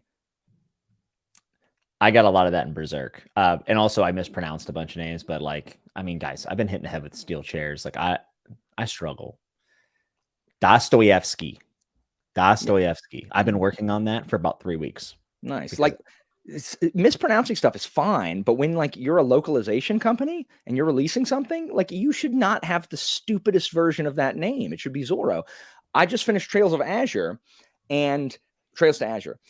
That localization team is the best localization team I have ever seen in any media ever. I have never seen people do such a good job localizing Japanese text. Just the choices that they made to make it culturally relevant to America, to English. And they put modern slang in it. And I'm like, good for you. It was just fantastic localization. That's what you're supposed to do with these things. Not just well, let me just transcribe the Japanese to this. You know what I mean? And that's why when you read something that's that's originally in Japanese and it sounds really stilted or terrible, you're like, dialogue's awful. No, the localization guy's just bad. So, I mean, a lot of people say that the Witcher translations are really, really tough too. And in the books, in the books, I have heard that people think Sapkowski's prose is really poetic in the Polish, but I don't speak Polish. Sorry, Nick. I can never win with you, man. Dostoevsky. I'm trying. I literally, and also I use Google, which said da. So look, I say Dostoevsky. Dostoevsky. And you can't it's like Russian people. I mean, that's fine. That's fine. But it's like when people try to tell me that it's manga, I'm like, I know, and I don't care, because here's the thing: none of y'all that say manga also say anime. And you want to know why? Because that sounds dumb. But guess what? Those sounds are the same. So if you're going to say manga, I hope you're saying anime, but you're not, because then you sound dumb. I know that it's manga and anime. I'm not going to do it. It's dumb. It's manga. I actually just manga and anime. I just checked, and it is the way that Nick has it phonetically. I think I got it mixed up. No. Dang. I've been trying to sound out a lot of stuff in Brothers because I don't know how to say names. It's tough. The Russian, I like Nick would be a great person to ask if he wanted to phonetically spell all that crap out. It's tough, but it's just it's whatever. I can't wait for people. I'm not fixing for a fight, Murphy. I don't know why people have to try to correct me on crap that doesn't matter. And again, the manga thing is like, you don't say anime. Like, person correcting me, you don't say anime. I promise you. And if you do, you don't have any friends. Like, I don't know what to tell you. Well, Nick says he says anime, and it's because that's how it's pronounced in his That's fine. Like, no English-speaking weebs walking around saying anime. Like, they're not. There's at least one person in box lunch right now doing it. Okay. My middle name, it's Koi. Iki Koi Todoroki, like the fish. They're so calming. How about that? How about that? Philip did ask if we were reading Vagabond, by the way, which we are planning on reading Vagabond. Did Philip really ask that? Was that really Philip that asked that? Yeah. Yeah, he said up here, he asked if we started it. Because I think him and Murphy just finished it. I think. Yeah. I mean, I know. What are they reading now, Jimmy? I forgot. Monster. They're going to be reading Monster. It's good. It would be good for someone to talk about Monster on BookTube. Monster is terrific. Which I think. Oh, you read Monster? Episode. I did, in fact. Oh, that's right. We did talk about Monster on BookTube. I think that most of the people that watch my channel would like Monster. Hey, that might be a brash generalization. You know what else I watched before all you people reading Monster now? Monster. But no, when Alan says people should watch it or look at it, no. What does Alan know? I think it's in the delivery. You know, it's just Dr. Tenma. It's my favorite. That's my favorite of all of your impersonations, honestly. I love Lunga. I watched the anime. Okie dude. I only watched the anime because they had hold on. What are you saying, Jimmy? Let me enter it in my database. I only watched the anime because they had it. I did not. This long-standing grudge between you and Philip is I cannot believe Philip is slinging mud right now. He said he's drinking scotch tonight. He's a little spicy. But yeah, I only watched the anime because, I mean, again, if they have the anime, I'm going to watch it. So I did not read it. And also expensive. Yeah. I was going to say something freaking else about anime. I don't know. Something about Murphy saying I'm trying to fight people. I'm not trying to fight people. I'm just trying to. Oh, you are trying to fight Philip, to be fair. No, I'm not. I'm not sure if I'm fine. I'm just making sure people have all the facts. We were talking about Vagabond. We were talking about that because your degree happens to be in that time period, right? Who cares? I'm pumped because me and my buddy Andrew don't know anything about history. So I think really cool. It's I didn't realize. I don't think I quite realized it was based on the actual book Musashi, which I also got because Zara is reading Musashi currently, and I hear Musashi is like the anti Shogun. Like it's like on they're on kind of opposite ends of the spectrum as far as like Japanese historical fiction. And Musashi's fun. Like I like Musashi. He's cool. I like the period leading up to Sekigahara more than I do like the Tokugawa shogunate at like post 1600, which is when Vagabond takes place. So it's just one of those periods that's like, I mean, it is cool. It is cool still because it's pre-Meiji in 1852 or whatever. But it's not as cool as like 1550 to 1600, which is the coolest. That's your jam. That's the Warring States. Like the Warring States effectively ends with Sekigahara in 1600, and that's kind of what it's about because a lot of these samurai like didn't have jobs. Like and like I teach the kids, it's the same across the board. When warriors don't have a war to fight, they become bandits. Like a lot of them become bandits or ronin. A lot of ronin, which are samurai without a master. There's a lot of that in Musashi, and many ronin became bandits because it's the only way they can make a living because their job was soldier, and now they're not, soldier anymore. No one needs a soldier anymore. So yeah, it's gonna be cool. It's gonna be cool. Yeah. I wish it was about the Warring States period and not the part after that. So we'll see. Well, I think it'll be fun. Do you have anything else that you're definitely planning on reading this summer? Hold on. Way of Kings? Oh, Joanna, no, I'm not okay with you. You're on my list too. Don't even start with me, Joanna. Just catching strays. Here's what Joanna does. Joanna does the things with my students. Like I'll be like berating a kid. Like I'll be like, making fun of a kid. Don't worry. It's kids that I know well. Like I'm not just making fun of some random kid because I'm mean, but I'll be going after a kid and like being hard on him. And another one of my students will leap to this child's defense.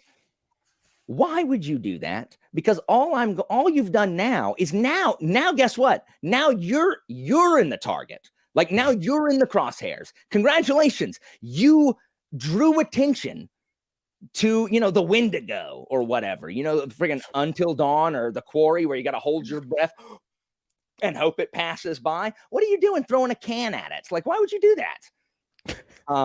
And that's what Joanna did. Joanna could have just let me go and I wouldn't even thought about it. But then Joanna says something like, Joanna, why would you do that? Because now guess what? Now I found your hiding place. You failed the QTE. Joanna failed the quick time event. Are you still reading Way Kings this summer? That's what I was going to say. Thank you. You reminded me of what I had forgotten to say. Yes, many. Okay. Click on Fantasy Fanatic. I got to clear something up. We're just ignoring my questions at this point. I'm gonna get to it. I don't know where this is. Is anyone not on Alan's list? That's what it says. Okay, I'll find it. There is a misconception because because I grumble a lot that everyone, like I'm mad at everybody. I'm not, like, and that everything makes me mad. That's also not true. We just end up always talking about things that irritate me. Like there are many things we could talk about that don't irritate me. We just don't ever talk about any of those things. I'm just very frequently around things that do irritate me. You know what doesn't irritate me? Crossword puzzles. I love crossword puzzles. Brainsell Books says, any advice either of you two would give someone who's interested in starting a booktube channel? I have my name picked out. You want to tackle this first? Yeah. Quit now. That I don't agree with that at all. I think you should. I'm just kidding. Don't go in it thinking that you're gonna have 500,000 subs. Don't do what someone else is doing. My advice is don't chase the algorithm. Don't ignore the algorithm, ignore the analytics. Do what you want to do. Just put up videos that you want to make. Talking about stuff you're excited about and passionate about. Yeah. That's what you should do. Don't mess with the analytics. Who cares if only 3 people watch your video? And talk to people, but talk to people with the purpose of establishing relationships, not with the purpose of having them be able to help you. Because then you're using people and you shouldn't do that. There you go. Yeah, I think just whatever you want it to be. And some people do want to create channels and chase the algorithm. If you want to do that, that it is what it is, right? But what I would definitely don't give them the option. Just tell them not to. No. That's the platform. That's the platform we're on. No, don't do it. Don't do it. I would say someone's going to take a stand. The line must be drawn here, no further. It always helps to stand out a little bit, unless if you just want to do, the wrap ups and whatever else, the kind of like the constructs that are around it. But don't be afraid to do your own thing. I have no idea what I'm doing. I just do things that I like to do, and people watch, which is pretty cool.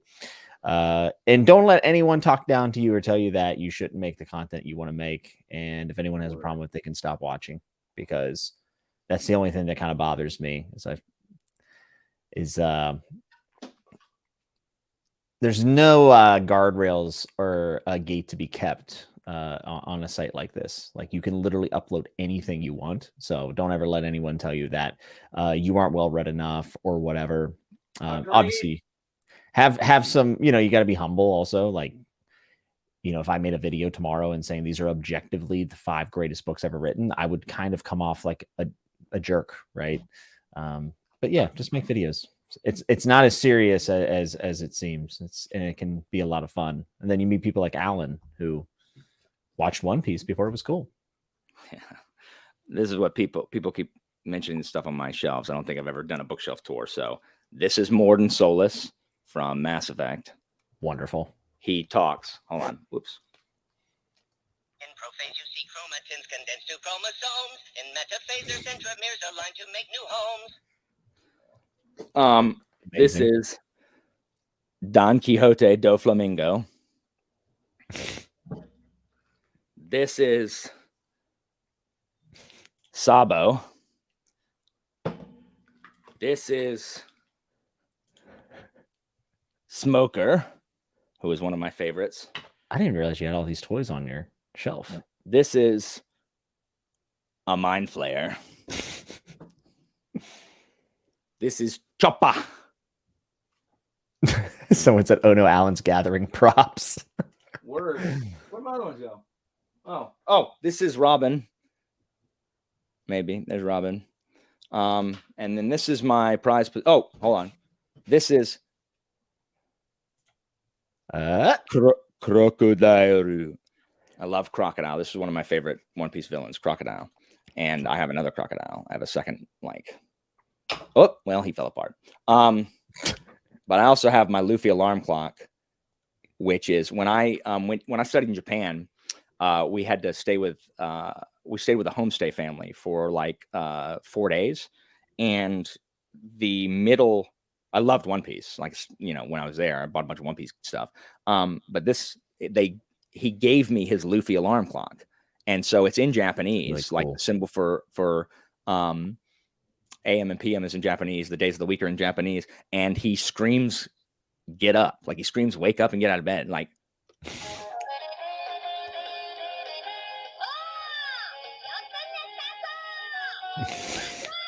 I would break that thing immediately. Oh yeah, I don't use it, but I love that it exists. Brent says is giving Germ shows his toy collection to Shay Energy. What? It's like that's Fantasy Network lore at this point. It's like the most amusing video of all time. Yeah. Some people kept talking about some of my shelves. And now I took it down. I don't want to put it back. I don't know what they were. Chat, you can just look at one of your videos where your chair's out of the way.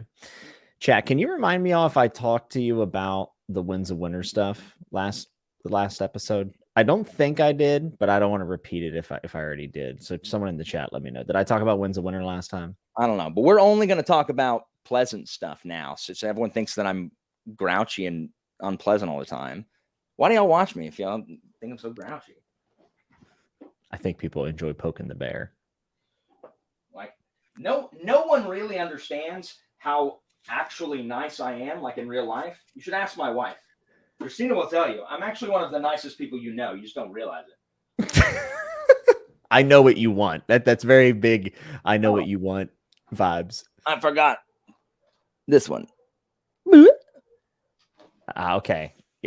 Thank you, Kyle. Sometimes I get bend the knee confused because I do so much that I forget where I talked about stuff. So this is, well, then we can't talk about Winds of Winter. Well, I'm just going to put this out there for those who have been waiting on that book for a long time. And this is certainly no amount of confirmation or anything, but there was a post, and I originally heard this from Dragon Demands, which is a YouTuber who does the Song of Ice and Fire content. But so Ilio and Linda do the world books for George R. R. Martin. And is it the white? Tremendous. Bears beats Battlestar Galactica. Yeah, that's the shit. The people say, I can't believe Jamaica, we have a bobsled team. We have the one Deris and the one Junior, Yul Brynner and Sanka. The fastest of the fastest of Jamaican sprinters. Go to Olympics, fight for Jamaica. So Winds of Winter. And Kyle, yes, I've been saying November 2024 since 2017, I think. With Winds of Winter, Ilio and Linda do the world books like Rise of the Dragon. They take George's notes, things he's written before. They write some stuff, and then he edits it all together.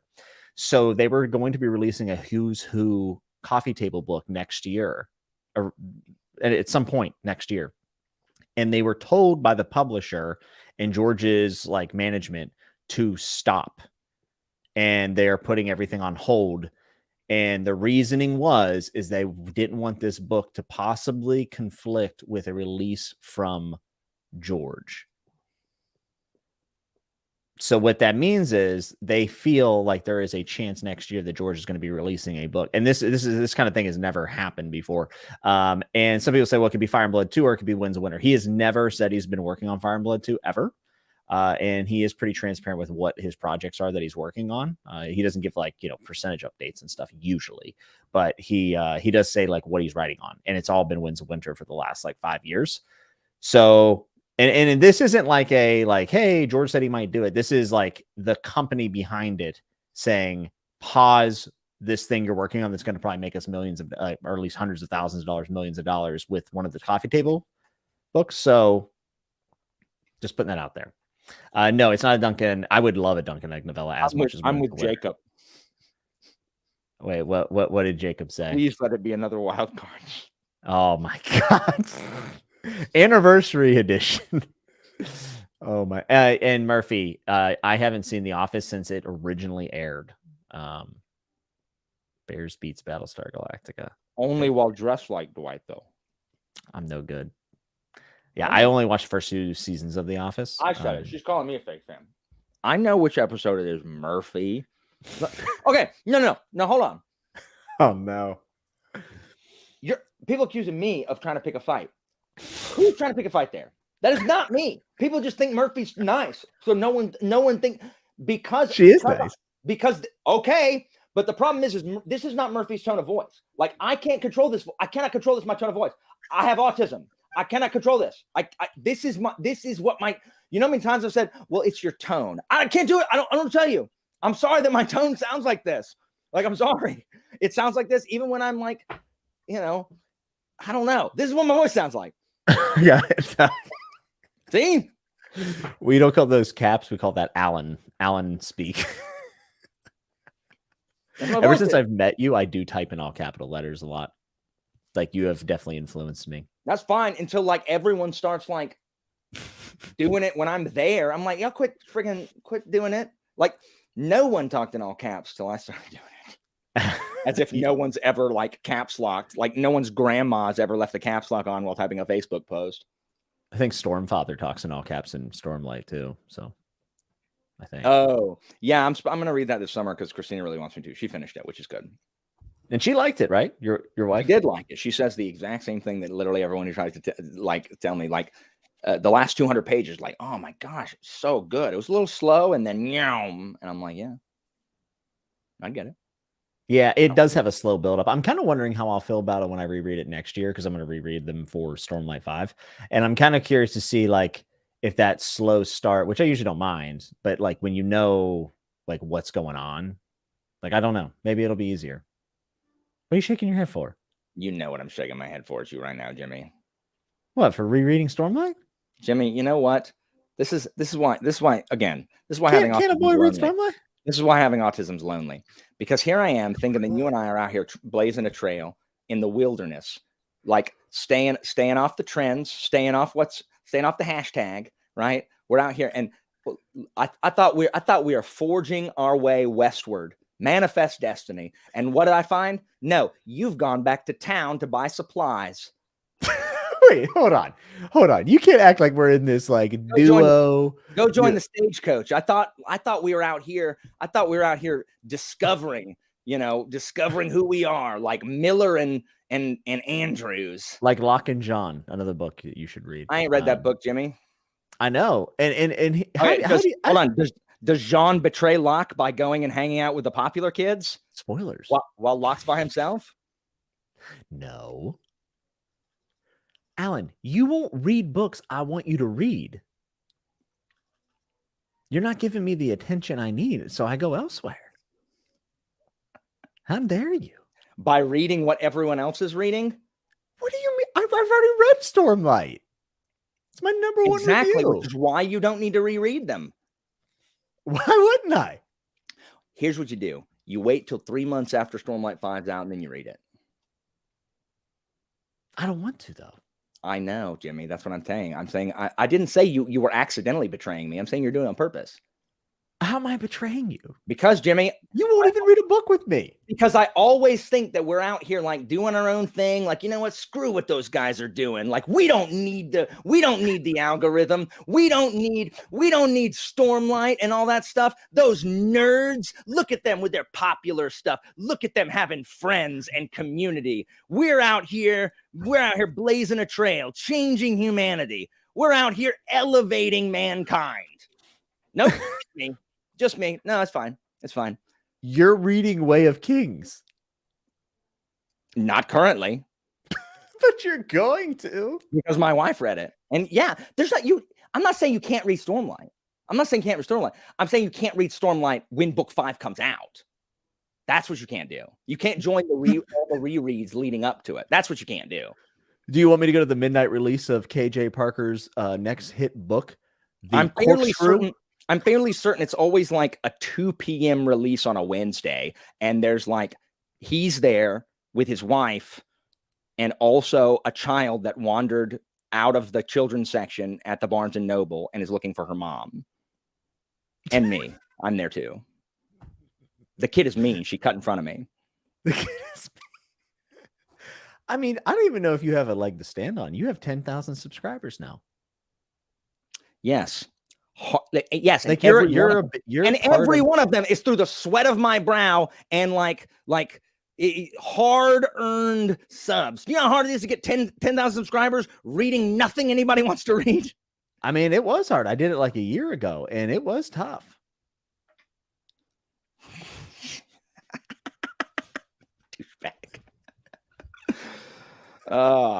That's fine, Jimmy. It's fine.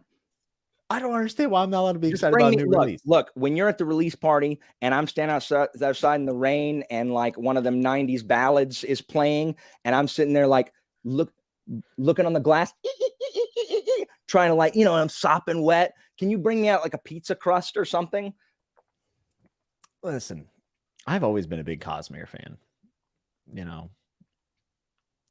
What? Like, I've always been. Is that why Brandon Sanderson consistently tops your top 10 authors list?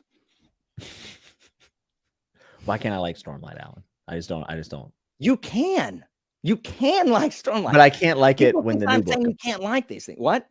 I can't like it when the new book comes out, though. No, you can't. Everyone else can. I don't have any friends out here, Jimmy, and I always forget that we're not like we're not, the Tread outlaws. Carefully. Okay. We're not outlaws like I think we are. We're not outlaws. It's just me.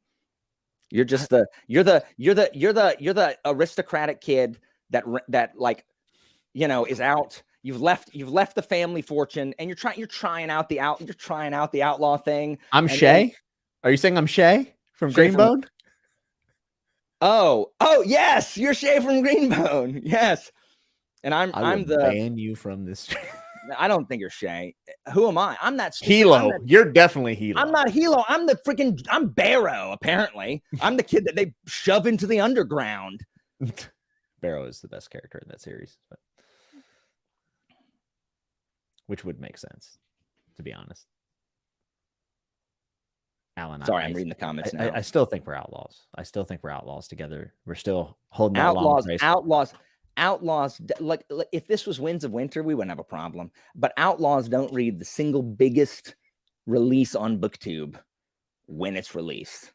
That's the least outlaw thing you can do. I mean, Kyle said it. Jimmy has read most of the popular series. He's the anti-Alan. I mean, I've been doing this for 3 years. Kyle, I know. The problem is I always forget because Jimmy makes me forget that that's who he is. And then I remember. And then I'm like, ugh.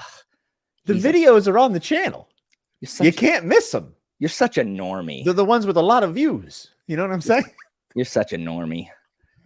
You can just go to my videos tab and sort by most popular.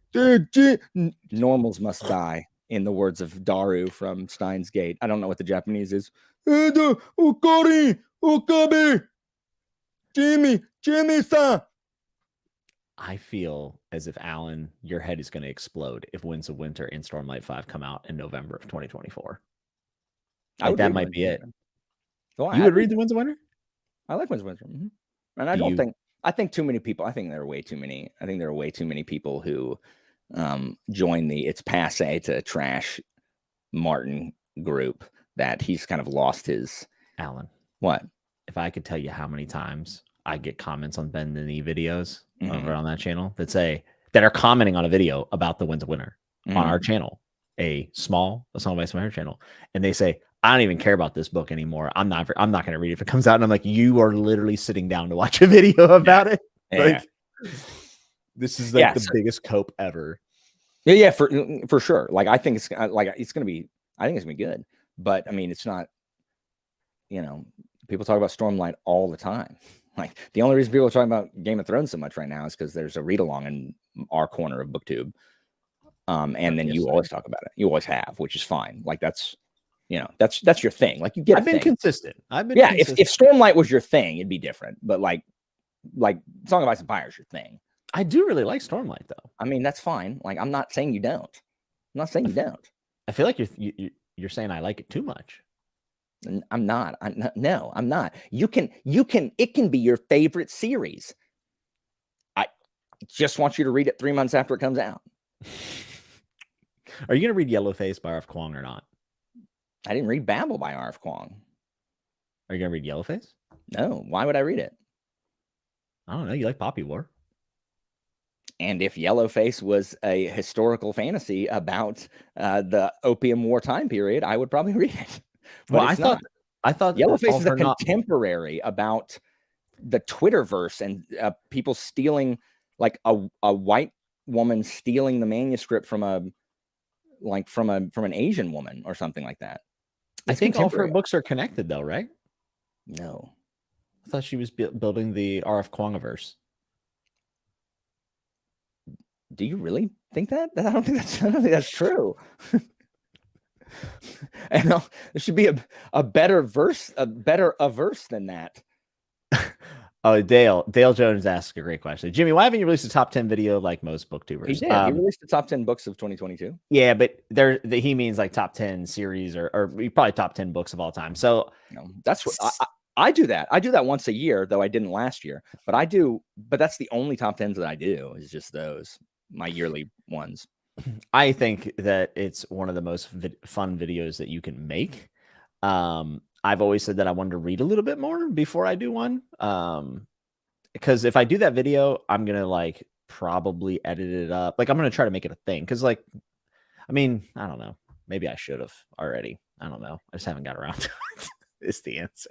It's like my bookshelf tour. Everyone asked me for a bookshelf tour and I was like, I'll just do it one day. Like when I want to. I never really wanted to. Just do one top 10 a month.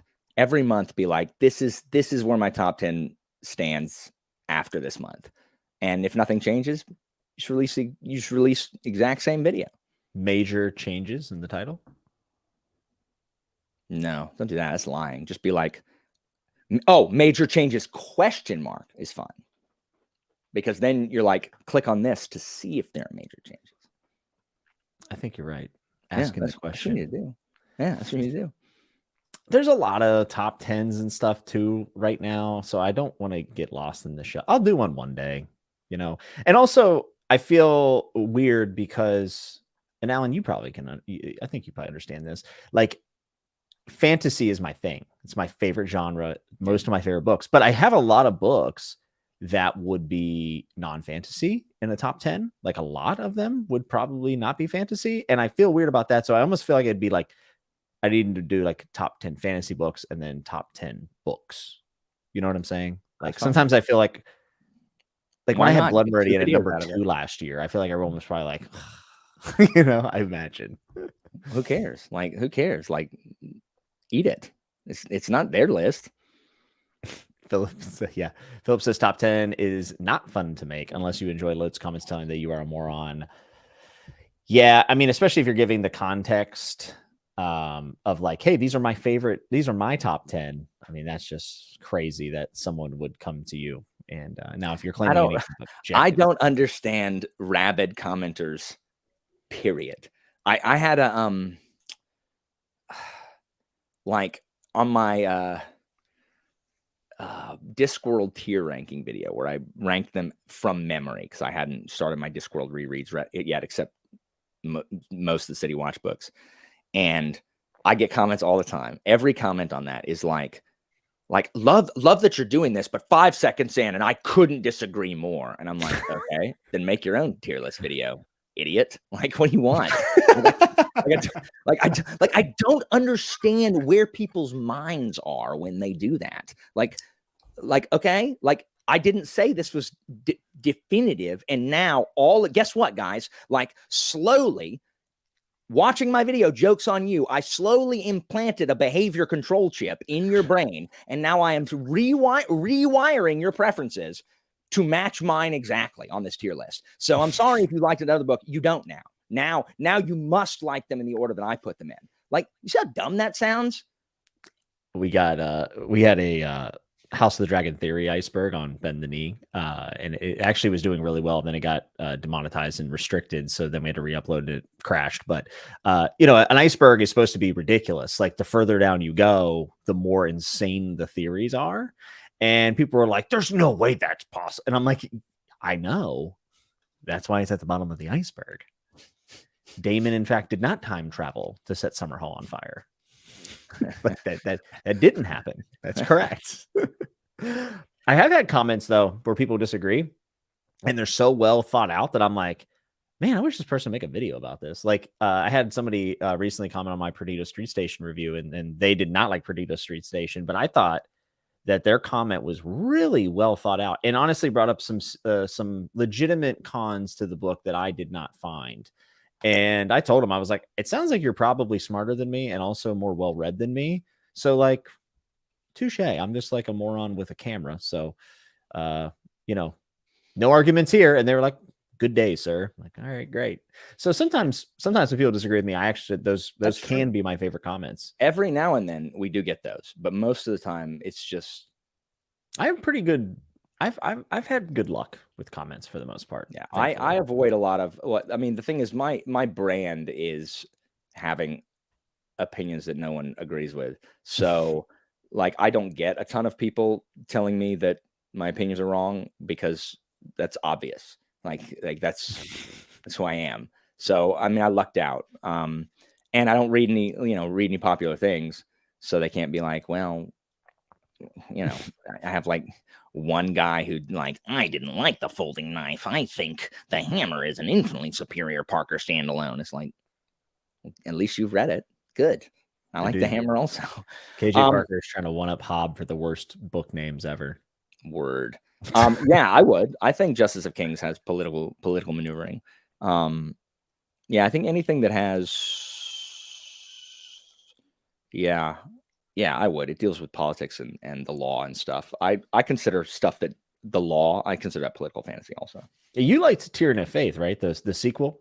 I did. I feel like I didn't hear as much about it. The Justice of Kings was pretty popular. Yeah, it got a lot of heat when it first came out. Yeah, right? And then Tyranny of Faith. The word. Yeah, I think Tyranny of Faith is kind of, people have fallen off of it just a little bit. Yeah, I mean, it's one of those things that, yeah, exactly, Lucas. Lucas gets it. I gotta pee. Go for it. I'm gonna get caught up on the chat. A top 10 Alan rants would be hard because I could only pick 10 when I was going through and finding sound bits to add to my clipboard, my soundboard. It's like we have talked a lot over many hours, and there's been a lot of good stuff in there. Also, a lot of stuff that probably wasn't great, but you swing and either miss or you strike out, right? Lucas Williams says, if I wanted to complain about Alan's book opinions, he'd have to read something I've heard of. You all should read The Long Price Quartet if you don't mind a little bit of a slower pace book, though. That's one that Alan was on me to read, and I thought it was pretty excellent. Folks, I got a ton of videos I want to make. I have to review, like, just off of the notes that I have in my phone. Right now, I'm recording A Wise Man's Fear. So people who are wondering when I was going to read Book 2 of Kingkiller, I'm recording a vlog of like my instant spoiler reactions to it. And I think that video raw footage is going to be like over an hour and a half. So if you like long vlogs, that might interest you. Maybe nobody wants to. I've never done a video like this before, so I wanted to try something new. But I'm reading The Vagrant by Peter Newman, which I'm really excited about. So I'll have to have a review for that. And I want to review Wool by Hugh Howey, Curse of Chalion, Elric of Melniboné, which is another really hard thing to pronounce, Nevernight by Jay Kristoff, and Long Price Quartet. So that's like 6 reviews that I still need to do. I need to make some time. I really need to sit down. Honestly, figure out this new camera is taking at least, I try to add it up. Alan, I think I've literally been trying to get this camera to work exactly how I want to for almost 16 hours. It's a lot of time. It's a lot. That's what I'm concerned is going to happen with this friggin' audiobook. Oh, yeah. I think it's probably, I would imagine, well over like what, 100 hours. Don't say that. I didn't mean the whole audiobook. I just meant the setup. Oh, getting it set up. Yeah. 100 hours for like 18 hours of recording.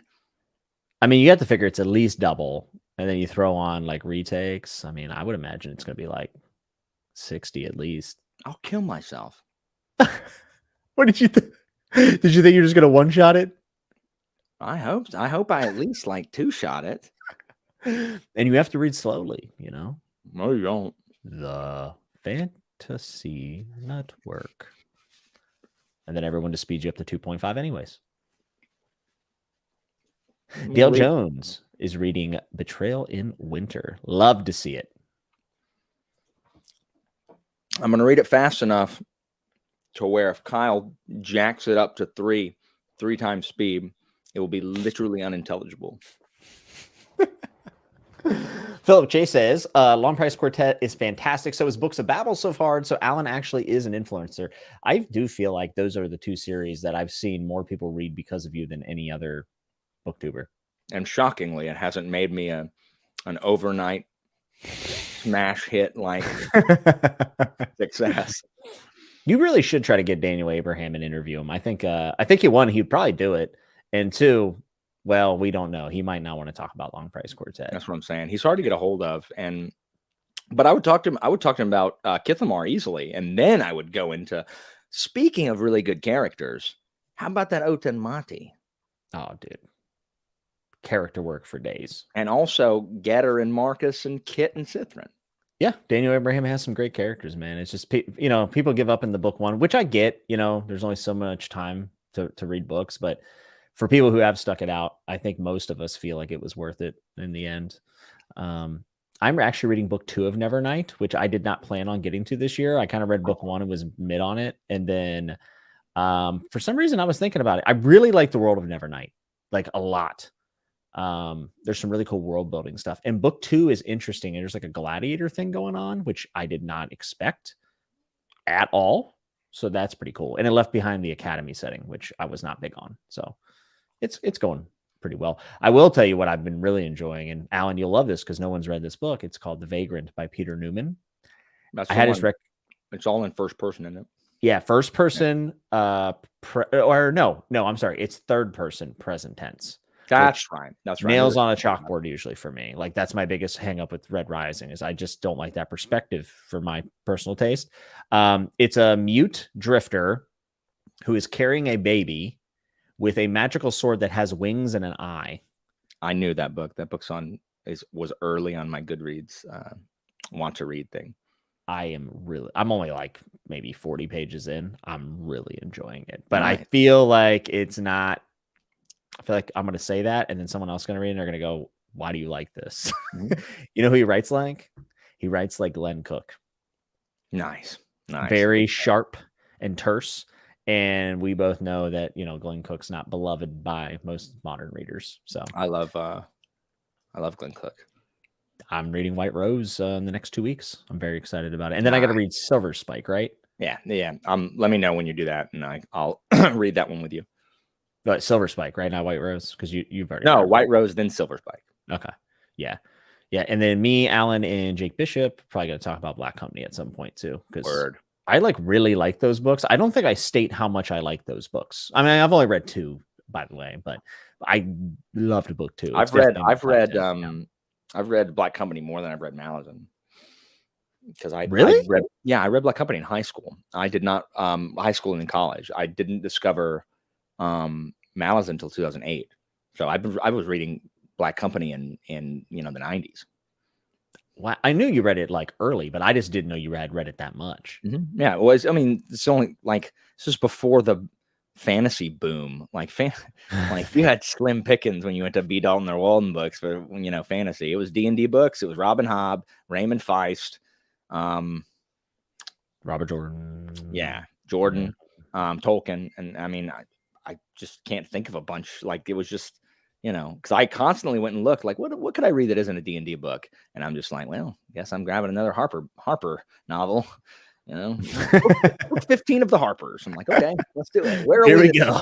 Oh, we're in Zental Keep. Nice. Yeah, we are spoiled for choice now. Yeah, seriously. So, but yeah. So we just reread Black Company over and over because book 9, it took some time between book 9 and book 10. Let me see what the difference was because we were waiting for book 10. And so we kept rereading the first 9. I think, hold on. Also No, they're a year apart. So what were we waiting for then? I know there was a gap. gap. Okay. So there was 2 years between book 8 and book 9, and then a year between 9 and 10. So I think it was book 8 that we started rereading them because book 9 came out, and then we reread them again before book 10 came out the next year. Yeah, I'm excited to continue on. It's one I'm trying to read like every 2 months or so. Just read one, and I'll be doing the short stories or novella pieces whenever I feel like it's appropriate. So they read your Vagrant review was really cool. I remember you had a video it either included it or it was just about it, and I remember that. I think that's what put it on my TBR actually. And Hayward is asking how Wise Man's Fear is going. I'm really enjoying it. I had a little piece that I'm not super attached to. Yes. But I think I like it more than Name of the Wind, actually. But I haven't finished it yet. I'm going to try to finish it this weekend because we have a long weekend here in the States. We'll see.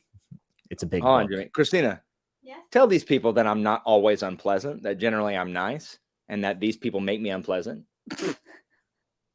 It is true that he is normally nice. See? Tell him I am not unpleasant all the time. Hi, Christina. Hi. Tell him how I normally am. I mean, how often am I grumpy? What amount of the time? I mean, I would say it is a daily occurrence that something makes you grumpy. That's true. But what percentage of the time that I am awake am I grumpy? Maybe like 10 to 15%. See? I accept that. What am I normally if I'm not grumpy? Delightful. Delightful. That's right. I'm delightful. Mm-hmm. Good. I believe now it. Cleared that Normally, up. Alan's everyone thinks I complain. I'm grouchy all the time. I'm not grouchy all the time. He's like a cute old man. He'll have his glasses on and his slippers, and he's squinting at his crosswords with his tiny little nub pencil. That's consistent. Alan's normal state of being. That is consistent. You did say crosswords. Tiny pencil. See. I've been using this pencil for a year doing crosswords. I will not throw it away. You're so attached to it. I seriously, I'm not throwing it away. Not until I can't use it anymore. I throw away pencils. This is my crossword pencil, Jimmy. I like your eraser, by the way. This is like my 15th eraser. They start getting too loose and they fall off. Theo wants to know, are you doing Gates of Fire next month? No, I'm not. Because of Joanna. That's why. Chiago, the cover for The Vagrant is awesome. And yes, it basically sounds like grimdark Mandalorian. For those of you who are listening and we're like, that sounds like The Mandalorian. That's because it was written before The Mandalorian, though, to be fair. Oh, we've seen some good Black Company love. Zelazny is awesome. I'm going to be going over a bunch of older fantasy. So I'm actually going to be doing Chat with Nuts again next week instead of in 2 weeks because I got a scheduled thing going on. And I'm going to be bringing on the Library Ladder. He made a great Tad Williams video. He has a lot of really good videos, and he is a big fan of older fantasy. So we're going to be talking about like 60s, 50s, 60s, 70s, 80s, probably 90s fantasy. And I think it's going to be a lot of fun. Word. How long did it take to make this? Too long is the answer to that. Far too long. And also, Christina's not paid to say those things. And if I save up on my grumpiness for chatting with Nuts, it's because booktubes have stuff that makes me grumpy. Like stuff on booktubes is what irritates me, and stuff at school. Those two things irritate me because you just gotta let it go. Politics also irritates me. That's true, but I try not to talk about politics online.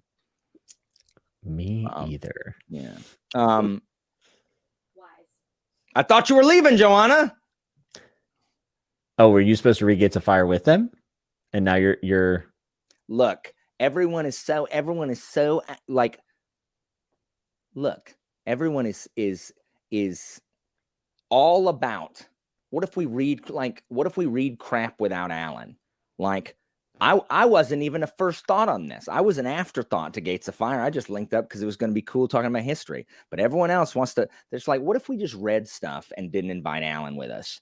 And so, like, okay, so go read it. Good luck. Tell me all the context behind Thermopylae, guys. Let me know everything about it. So you're not joining, is what you're saying? I'm gonna be surly instead. Okay. That's true. You know what I was gonna read soon? Do you know what I was gonna read soon? Like beginning of next year? What? Dandelion Dynasty. Do you know what I'm not gonna read now? The Dandelion Dynasty. Word. Listen, my friend Kev hates the Dandelion Dynasty, like loathes it, thinks it's trash. And he was like, however, Alan should read it. He's like, it's an Alan series for sure. And I was like, yeah, he'll never read it though. Word. I think it was my exact words. I think my exact words were, yeah, he'll never read it.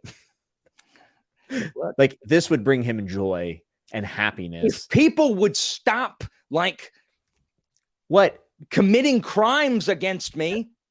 Like, if my person could stop being microaggressed, like, things would be great. Micro and macroaggressed.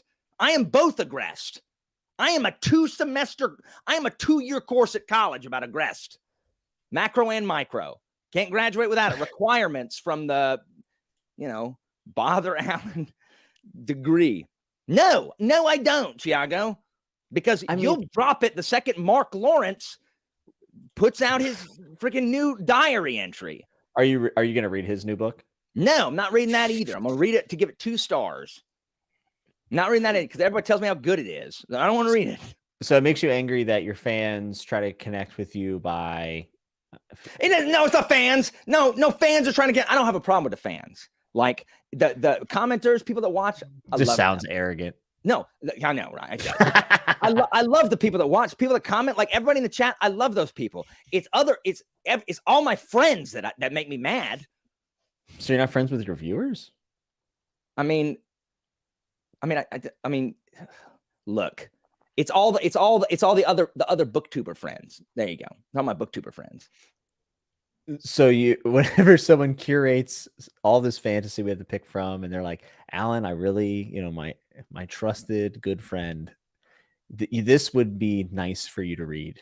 That upsets you. No, yes, because if you're telling me to read it without keeping in mind that, oh wait, everybody's talking about this, or oh wait, someone crossed me, or oh wait, someone betrayed me on this, then you don't know me at all. You don't know me. Like, you don't know, and that hurts.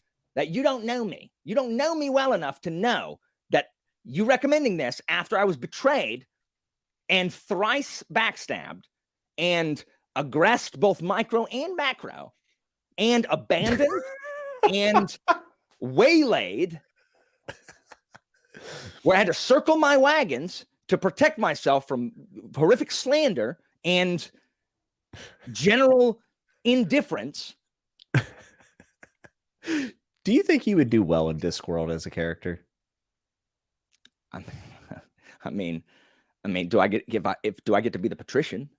Like, I don't want to be the bursar with his dried frog pills. Gross. I'm impressed by the list and the connections that you can, like the crossing. Like, you really have it all figured out, like who crossed you when, with what book, what series did they recommend to you when everyone else was reading it. What do you think this is? What do you think this is? That's all it is. Look at this. Wait, what is that? It's a grudge. It's a grudge journal. Wait, you wrote all that? Yes. What is it? It's a grudge journal. Anytime someone wrongs me, I write it in here. If I cross it out, it means the grudge is past. Christina.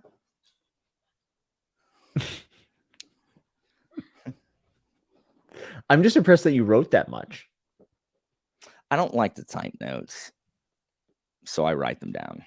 This is my booktube notes. Patricia says Alan's got a death note. I also started that, by the way. Really good so far. Oh no, it's L.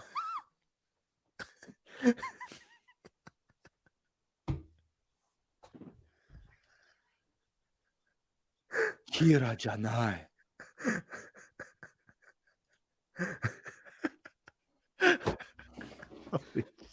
Anyone that's seen Death Note, that's fantastic. Oh man, Christina, you are in the Grudge notebook now. Hold on. You just made the list. Wife was not supportive of the bit. Gave it away. -10 Allen bucks. Allen bucks would it -10 points from Gryffindor, or like what? That's right. Alan, if there was one series that someone hadn't ruined for you by reading it before you, what series would you read? What are you laughing at? What are you laughing at? Did you hear her laugh in the background? Yes. If I had had 2 more months, I would have read Dandelion Dynasty because I knew it was coming out, and I knew it was like it was right up my alley, but I was caught up in something and I couldn't. And then Kyle and Bookborn read it, and then I didn't want to hear about it ever again. So 2 people read it. Yeah, but it was Kyle and Bookborn, and they kept talking about it loudly in my general vicinity. Do you think you're gonna make it through? Bookborn has 25K subs. Like Bookborn's one of the popular kids, but acts like she's not. I'm like, Bookborn. Yeah, I think like you, she's struggling with being a part of the elite now. She's not struggling with it. She is it. She just can't understand that she is. She's like the head cheerleader. She's the head cheerleader who thinks that she's like the rest of us, huddled in the lunchroom, trying not to get our dice stolen. But I think you're part of the elite now too. I'm not part of the elite, Jimmy. No. I fight against the algorithm. I hate the algorithm. I'm not the elite. I'm leading the resistance. Storm the Bastille, Jimmy. Once you hit 10K, what? Once you hit 10K, you're part of the elite. No. That's what they told me. And then when I went to go collect my little commemorative pin, they said no. Well, if inflation, it's 12.5K now. You didn't get your secret note from I don't want it. I don't want it. I'm slowly building up an army of peasants. Do you know why our chatting with nuts are so long? Because your other guests actually talk about something. Like this is what happens on chatting with nuts. Is what am I even talking about now? Like what like you and your guests talk about stuff. It ends up in a long extended like quasi bit where it's like, is it even a bit anymore? Or like, am I actually like mad? Well, I try to get you to talk about Way of Kings. I haven't read it. But you're going to. I'm going to. And guess what? Jimmy? When I film a video, I'm going to say Jasna. And when people say, oh, it's Jasna, I'll be like, where's the pronunciation guide? Where in this book is the pronunciation guide? Oh, wait. Oh, it's not there. So you mean when you read it the first time, before listening to Sanderson talk, you had no idea that this was pronounced like a Y. Why on earth would it be? Is she from a country that typically turns that consonant, that J, into a consonant I and makes it a Y? You had no idea. Don't sit here and act like you're some kind of linguist who freaking knew how to do it before you heard Sando and the rest of the mob talk about it. I'm going to say Jasna, and you're going to like it. Because guess what?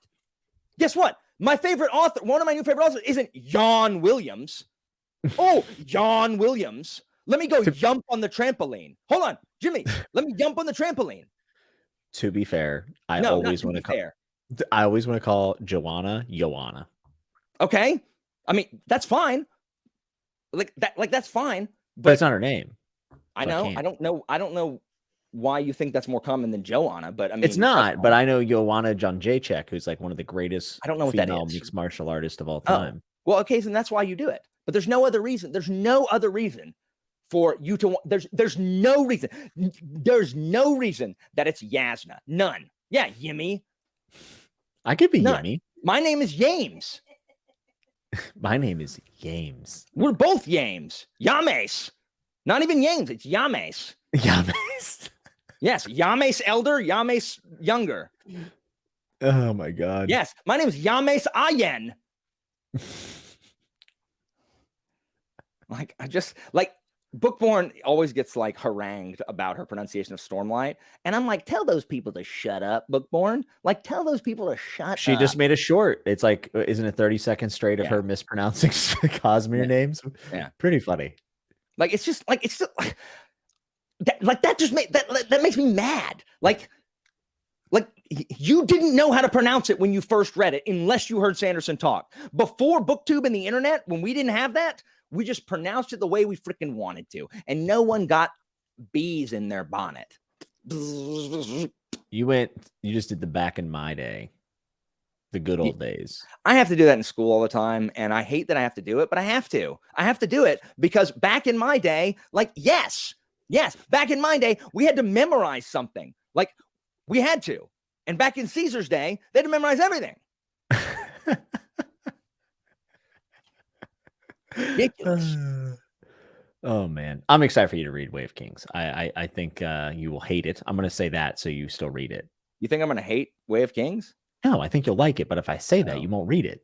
I mean, no. I mean, the problem is Sanderson has its own like orbit to where, I mean, like that's not gonna stop me from reading. It's too popular to where you saying that is like it's a diminishing returns. Yeah. But things that, you know, are less than that are, I don't know. There's some dastard. You like a good dastardly villain, and there's definitely villains that are very hateable. I do. I think that you'll really get behind that. That was another thing about Curse of Chalion, by the way. Bad guys who were just bad. Very cool. Not unrealistically bad. Yeah. But just bad people. Yeah, I'm trying to I'm just trying to catch up. I got behind because of because I went off script and read all three of the last three Monarchy of God books, and I just if I hadn't done that, I'd be caught up, but I was not. So I read all those, and now I'm trying to catch up. I need to finish Taipan, and then I need to read the second book of the Risen Kingdoms, which I love the first one of, but it's for the read along, so I need to do that.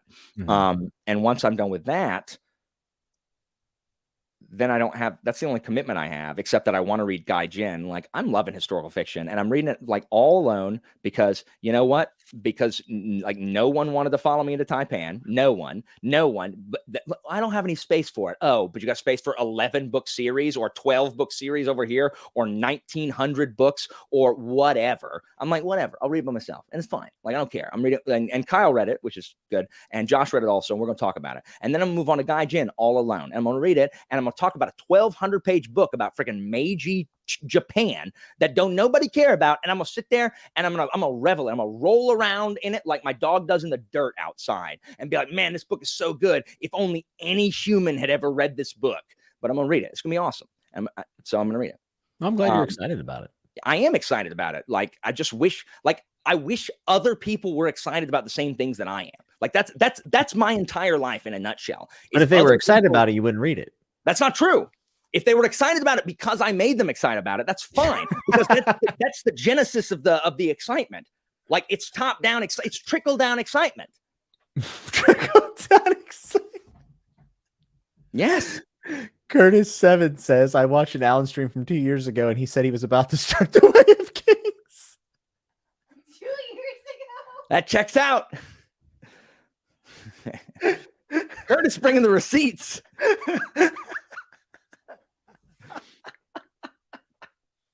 It's the most Alan thing I've ever I went off script too, by the way. I wasn't supposed to read Wise Man's Fear this month, and I was like, you know what? I'm just gonna read whatever I want. And The Vagrant wasn't even on the list this year, and I'm just kind of doing what I feel right now. Also, I'm very sad. A video I was working on was going to be my most anticipated release for the year because everyone is very excited about Red Rising. So I said, oh, and you know, mine's not Red Rising, so I'll make a video about what I'm excited about. And it was going to be Tad Williams' last book in Ostenard, Last King of Ostenard, and it got delayed. So it's not coming out this year. And I'm like, I was so excited. Like, I was genuinely pumped.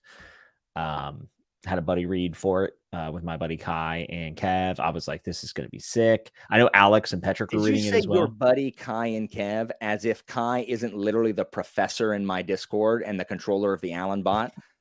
Well, you know, that's his side hustle.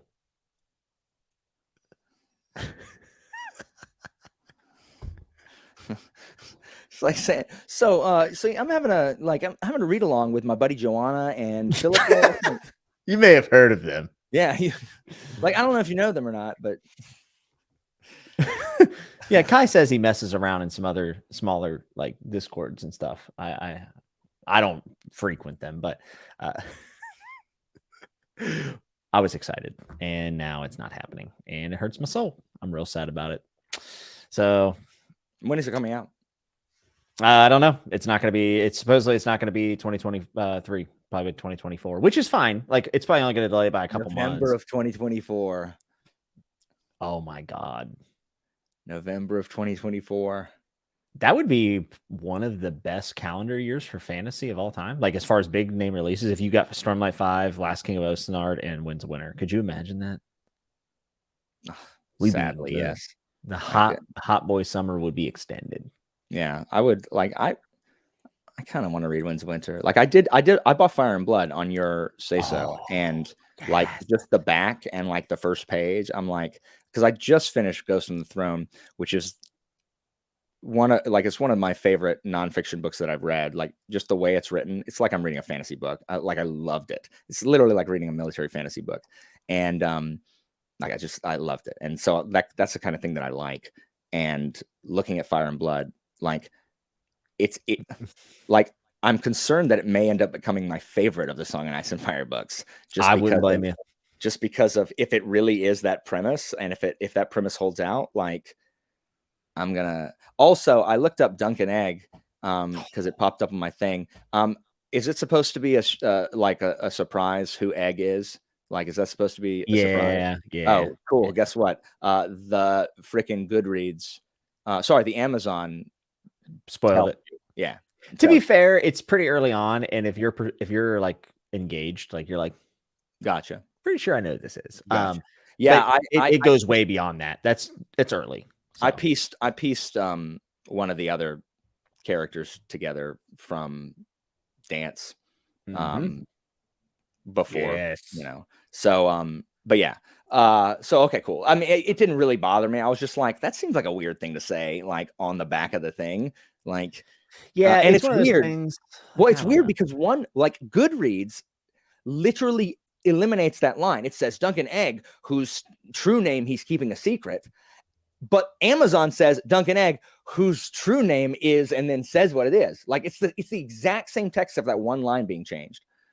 Yeah, it's tough because like it is early on. Like, it doesn't ruin the stories by any means, but I could see some people being surprised by it. I definitely had put it together at that point. Yeah. Man, Fire and Blood though. That's like the most Allen fantasy book I could think of. And two, I would love. Oh my God, I would love to hear your reactions to some of the events in it. Like, yeah, I gotta boom, bust through some time. So, but yeah. I mean, again, stuff like that doesn't super bother me. It's really character deaths is what bothers me when I'm spoiled. Like that bothers me a lot. Other than that, doesn't bother me too much. I'm gonna be pleasant for the rest of this stream. Well, you're definitely working on me because you're praising George and saying you want to read his book. So that makes me because I like Song of Ice and Fire. Again, that's another series that we read. We read so much of it. Again, there were 3 series in high school we were waiting on to finish: Black Company, Song of Ice and Fire, and Dark Tower. And while waiting for the other books, we would read that we read before it came up, because again, it's before the internet where you could literally just look up a wiki of what came before. So you freaking forgot. So we read it again, and and then Storm of Swords came out, and then we read all of them, and then waited forever for Feast of Crows, but we read all 3 of them again before Feast of Crows came out. I did not read them all again before Dance with Dragons, because Dance with Dragons came out 2011. Yeah, and I know what year, but was it a really long time after Feast for Crows, or was it relatively It was 4 years. 4 years. Then I did read them again. Which people were super upset about. Because I didn't read. I think you told me you didn't because you didn't like Feast for Crows the second time, but I think I read the first 3 again. And I was like, I don't care. And I just went straight ahead to Dance with Dragons. And then same thing with Dark Tower. Like I was in high school when Wizard and Glass came out. Like that was an event for us. We got it like on release day and read Wizard and Glass. And then we were in college, like me and my buddy were keeping in touch, like, oh my gosh, Wolves of the Call is finally coming out. And we read it. And then we waited a year and we read Song of Susanna, and we're mad that we waited a year. And then we waited another year for Dark Tower. And then we were like calling each other on the phone, like the second we finished it. So yeah. I love Song of Ice and Fire. That was really my first political fantasy. And it's probably responsible for a large portion of my love of political fantasy. Black Company for military fantasy, Martin for political fantasy, and the Dritz books for just like D&D, like popcorn fantasy, and big over the top villains. And we played D&D all the time. That was our D&D outlet. And then Stephen King was my bizarre fantasy. It was just like I just there's nothing like it. I just loved Roland. Like I loved Roland, and I loved Cuthbert. And I wish there were more. Like write a novella about Elaine and Cuthbert and Roland. Like please write another novella about Gilead. I would be thrilled. I love the flashback in Wizard and Glass is one of my favorites. Yeah, I would take any. Blaine the Mono, an evil monorail. So good. That has a riddle contest. What? And let me tell you, when Wasteland ended and we had to wait for Wizard and Glass, we're like, well, who wins the riddle contest? Let's go. Blaine the Mono. Such a good antagonist. Was so excited to read like the beginning of freaking Wizard and Glass to get the resolution of Blaine the Mono. I loved Wizard and Glass. I know it's kind of polarizing for people because it is a flashback, but I would like to read that book as a standalone again, to be honest. McScarfield asks, Alan, have you read I, Claudius? Is that how you say that? Soon. That is next on my I got people in my Discord. We've been buddy reading some Roman stuff. We read Augustus, and then we read the Cicero stuff. That's going to be the next one we read. It's I, Claudius. I read part of it when I was in high school. I didn't finish it, but Stannis Baratheon was always my favorite of the Baratheon siblings because it does belong to Stannis. It passes to Stannis, the one true king. Is it not? Like, by the rules, it goes to Stannis. And so it makes me so mad that no one will let him have it because no one likes him. Like, I get it, Stannis. Oh, I know. Trust me. They wouldn't give it to me either. Oh my God. I still quote the line about Robert was like bendable steel. Stannis was like hard iron that will break before he bends, and Renly is like, what was he, like bronze or something? He's like gold or something that's really, really pliant and really, really malleable. Like I love that. Like I love that analogy, and I still use that. Like when I talk to students, I still use that. I love Stannis. Stannis gets a bad rap. I don't like him in the show, but I love. What do you screw Stannis? I think Philip's drunk. You want to give it to Renly or Joffrey? Get out of here! I mean, I quite like Renly. I would not be surprised if Cersei was not somehow based on Olympias, the mother of Alexander the Great, because everything that I've just read and teaching this year, and that book I just finished reading, and people in my class, like my one of my good kids is like obsessed with Game of Thrones. He's watching Game of Thrones for like the 13th time through. He, first of all the Philip and Alexander stuff, he's like, this is House of the Dragon. This is House of the Dragon. Oh, that's House of the Dragon. We did it at House of the Dragon. And then like so many people said that Olympias is Cersei core, like that she's giving Cersei. And I'm like, okay, well, Olympias was born first. You know? Yeah. Yeah, I can't believe they're ripping off George. Yeah, I know. How dare real life history rip off Martin? The quote that you were looking for is Robert. He was true steel. Stannis is iron, hard and brittle. He'll break before he bends. Renly, that one, he is copper, shiny but not worth much. Yes, such a good quote. Also, Tito, don't think that I haven't noticed that also, and is also why I side strongly with Stannis. Oh, Stannis being a autistic coded. Yeah. I noticed that as soon as I was diagnosed. I was like, because I always identified with Stannis. And then when I was diagnosed, I'm like, okay, there you go, Stannis. No one understood you as a child. I mean, he does have the claim. There's no doubt. He does. Like, he's unpleasant though. And I hate the Melisandre stuff. Like I hate it, Jimmy. I hate it with the fiery intensity of 1,000 suns. I love it. Melisandre?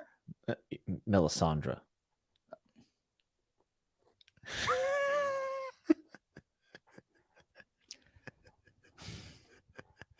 Okay, noted. Melisandre and her weird shadow babies? Freak. I mean, George R. Martin says that's the most misunderstood character he's ever written. Get out of here with that nonsense. That's like Toll the Hounds being like the heart of malice, and like whatever. People can say what they want. It doesn't make it true. Like, guess what? I'm an MMA prize fighter. Oh, I'm not? I think you're one leg kick away from the wheelchair again. I mean, that's true. I hate Melisandre and his dumb plan in Dance with Dragons. I'm like, Stannis, what are you doing? You're playing like this is a desperate plan. You know who you are right now? You're being freaking Perdiccas, and you're being desperate to like. It's all, oh my gosh, it's so good. It's so like, this is why I like it so much, because it's like this history I love. But it's like, what are you doing, like, Stannis? Yeah. Did you know that? I don't know why anyone would really know this, but Tyrion is somewhat based off Henry VIII, just a bit. Is he really? Mm-hmm. That's very interesting. Yeah, apparently George is like really obsessed with Henry VIII and like all the theories. Yeah, all the theories that are around him. And also, Tito, I agree. The Cersei chapters are the only good part of Feast for Crows that I remember. Couldn't disagree more. Okay, I mean, okay. Look, I only listen to 5 seconds of this, and I couldn't disagree more. Sign off. Just sign off. Leave it as a comment. Just sign off. Keep turning. I said, I qualified it. I said from what I remember. I liked the Cersei chapters. And you can tell because I don't remember who else is in that book other than Cersei, because it made no impression on me. I can't handle the Feast for Crows slander. I've only read it once, Jimmy. I am telling you, I am not saying that I am better. I am not usurping your authority on this. I'm not. I'm kidding. I'm not. Okay, because I am ceding to your authority. I've only read it once, and this is only what I remember. I just don't remember anything about that book except for Cersei and the fake out death that we hear about and is not true, and that I knew wasn't true because I'm like, what? No, he didn't. He did not die. Get out of my face. It's also a really cool. I can't go into it. Too many spoilers, but yeah. But talk around it. The plot that's a part of is really fascinating, and it's so cool that it's like barely at the forefront of the story until you get for Dance. Don't remember any of it. I don't remember. I need to read it again. That's what I'm saying, though. But if Winds of Winter gets an announcement, I will do the Stormlight thing, and I will read all the books prior. Do you want to come to the cabin with me, dude? That'd be so fun. I would definitely do that, dude. I would not spoil it. Like, we could read it and be like, oh my gosh, Jimmy. Because look, I love people think I don't like being excited about things. This is not true. Finley and I wait. We have always waited every year for the new edition of the RPG to come out. We play it and we geek out about it. I love geeking out about stuff. It's just the problem is most people don't geek out about the same stuff that I do. Like, I used to watch, like, back when TV, you couldn't binge anything, you know, I loved waiting for the next episode of TV. Like, oh, House is coming on 24. Obsessed with 24. Drop your weapon. Really? Drop your weapon. And if Jack Bauer had to tell you twice, you're getting shot. I love Jack Bauer. I never watched 24.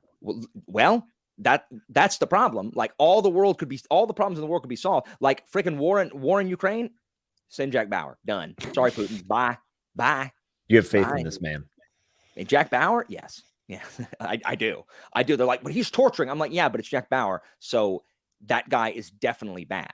It's like when Sam Vimes like thumps a bad guy. It's like, well, like he's a cop thumping. Yeah, but he's Sam Vimes, and the guy he's thumping is definitely bad. So I don't care. Like I don't care that person's trying to murder the patrician.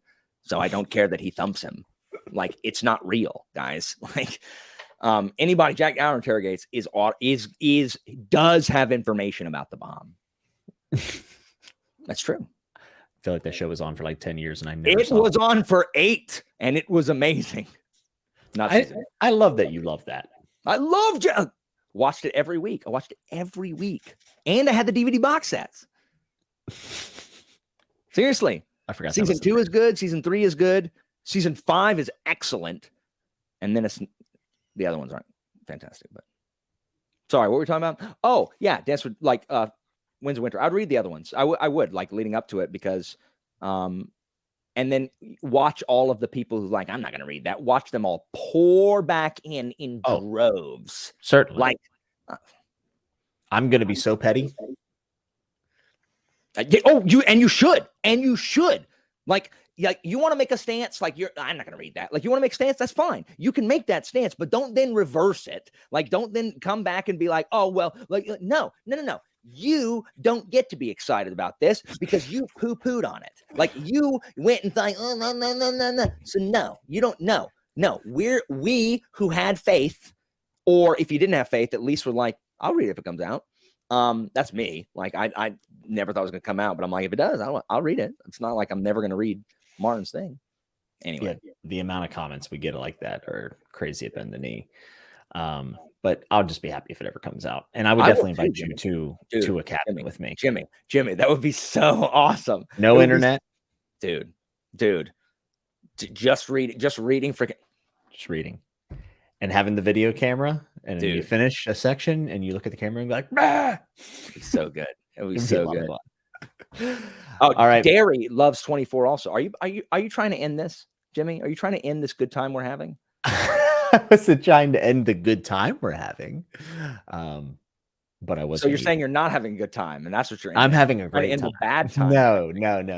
Are you going to say I have to eat dinner? Why don't you ever eat dinner before we do this, Jimmy? So you don't have to like dip out.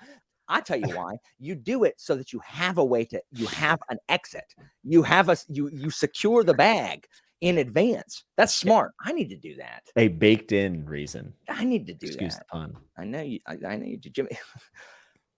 Literally, if you gotta go, it's fine because it's 10 o'clock your time. But literally, we could keep doing this for like another 2 hours, like literally, like because there's always more stuff to talk about. And I'm telling you now, if we could do spoilers, I could get you on a tangent for like 2 hours, just about Feast for Crows.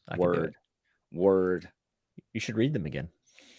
I mean, I will when I. Like the thing is, I don't want to forget stuff. I would really like for stuff to be fresh going into Winds of Winter. So I don't want to like read them and then it's like, oh, it's anniversary edition of Game of Thrones. This one is written it's an illuminated edition written by monks, and so all of the chapter headings have a big fat capital letter in a box with like flowers around it. Maybe that's something I should do. Maybe I should do recaps for each book and do it like I'm being an optimist about Winds of Winter. Like it's coming any day, guys.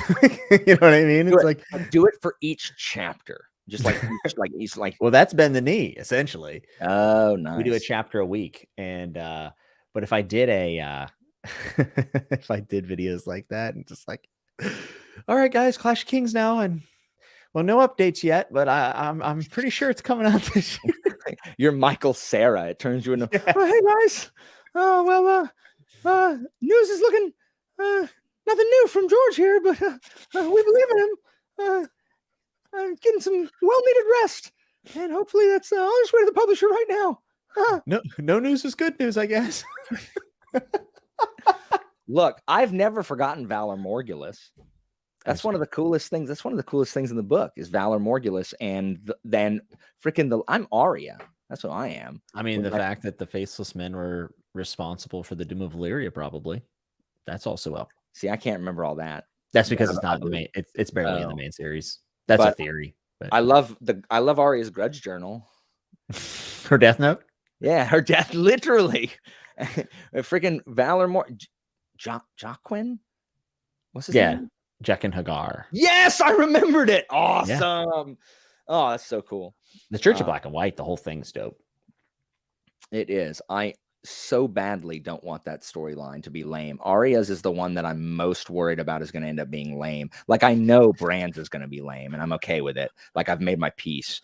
But I love Arya's storyline, and I don't want it to be lame. And I heard from, I haven't watched the show, but I heard from the people that I know that have watched it, that it's lame. And I don't want it to be. No, I don't think you have to worry about that. Okay, George's wife's favorite character is Arya. No. And in fact, he had at one point thought about not having her in the story anymore. And she was like, no. She was like, divorce. She was like, absolutely not. I guess I'm not going to be in this story anymore then if you're going to take her out. Yeah. She, you know, what's funny is Nevernight kind of reminds me a little bit of Arya. Like, I feel like Maya is. Stop. No. You should read Nevernight. No, Jimmy. Why? I have a big fat no Kristoff rule. I took an oath. Upon me oath, by God. And that's quoting Taipan. Yeah, I don't think you'd like it. I don't think I would like it. I don't think Jay Kristoff's my kind of author. The one thing I will say about him, he has some great references to a ton of other fantasy works, and I really like that.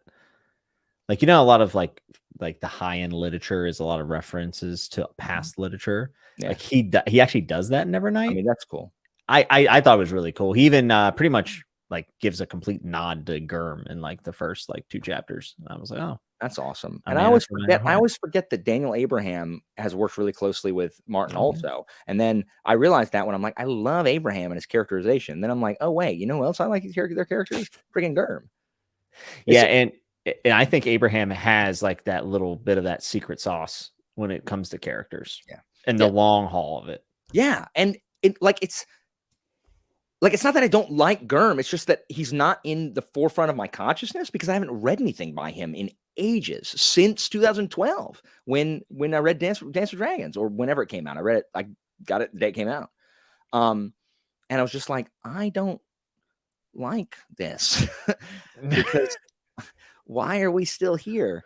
Tyrion, why your storyline used to be cool. Why is it not cool now? Dany, why are you not cool anymore? Oh, we're back at the wall. I don't care. Can the freaking White Walkers just overrun everybody there and me not have to go back up there? Please, no, more people are headed there. No. Oh, there's Davos. And then I settled in and was happy about Davos. I deserve this for all the KJ Parker slander I do. I mean, I'm not trying to slander. I'm just saying when I read it the one time, I did not enjoy a lot of it. I think I would appreciate a lot more of what it's doing now that I am more widely read. And I do appreciate things like Long Price Quartet and KJ Parker stuff. Like I'm a different kind of reader than I used to be by far. So yeah, I mean, I don't know if I would have enjoyed Dance like when it came out. Yeah, right when it came out. I think Feast in some ways is actually his best book, but that is I know. Here are my favorite Song of Ice and Fire characters. My favorite Song of Ice and Fire characters, in no particular order. Eddard Stark, to the surprise of literally nobody. Right? Oron Greyjoy. He's the one. Which one's Oron? I feel like I can't say a lot because I don't want to spoil anything for anyone. Really? I'm just trying to figure out which one's Euron, the pirate. You're talking about Euron. Sorry, Euron. So you like Euron? I like Euron. I like the pirate. Euron, Eddard Stark, Tyrion, of course. Like, I mean, I could try to be hipster and say Tyrion's not one of my favorite. That's dumb. He is. Davos, Jaime Lannister, which if you only read book 1, I know. I'm sorry. I know. What a good character. That's the most Abrahamic character to me. Like, you know, when I think about it. Where's Stannis? What? Oh, Stannis. Sorry, I was gonna get to him. Stannis, of course, Stannis. That's 5. Who else do I even kind of like? Cersei. Oh, I like Arya. No, I don't like Cersei. I think Cersei's a great character, but I don't like her at all. I don't like anything about her. I think she is just abominable. And like, I like Tommen. He is doing his best. Here's a question. Do you like Samwell Tarly? No, stupid Sam. I mean, he's better than Jon. I like Sam better than Jon. I hate Jon Snow. Jon Snow is one of my least favorite characters in there. Jon Snow is the Bella Swan of this series. Like, he's the hey, young lads reading this, who have not yet discovered who they are as a person, imprint yourself on this child. He's the freaking, Jon Snow is like, he gives off such protagonist vibes, where it's just like, this is like, I don't, every time I feel like they want to make this series about Jon, I'm like, please make it about someone else. Can we please go back to fighting for the Iron Throne and not talk about Jon Snow or Ygritte or Mance Rayder or any of the nonsense that's happening around him? You don't like Mance Rayder? No, I don't like Mance Rayder and his army of barbarians. You are Mance Rayder. No, I'm not. I'm not a barbarian. They're not barbarians. They're wildlings. Not civilized. Live in a city. That's racist. How about that, Mance? Mance is phenomenal. I don't like Mance. I don't like Ygritte. I know that's unpopular. I know people love Jon Snow, and they especially love Kit Harington. I don't like it. You know who I liked? Robert. I liked Bobby B. Bobby B is... Do you know who I didn't like? Renly. Love Renly. Love Renly. How do you like Renly? Renly is the twerpiest of twerps. He's a man of the people. No, he's not. He is a trust fund kid who got his money too fast. That's what Renly is. Pick anyone from the major houses. That's who they are.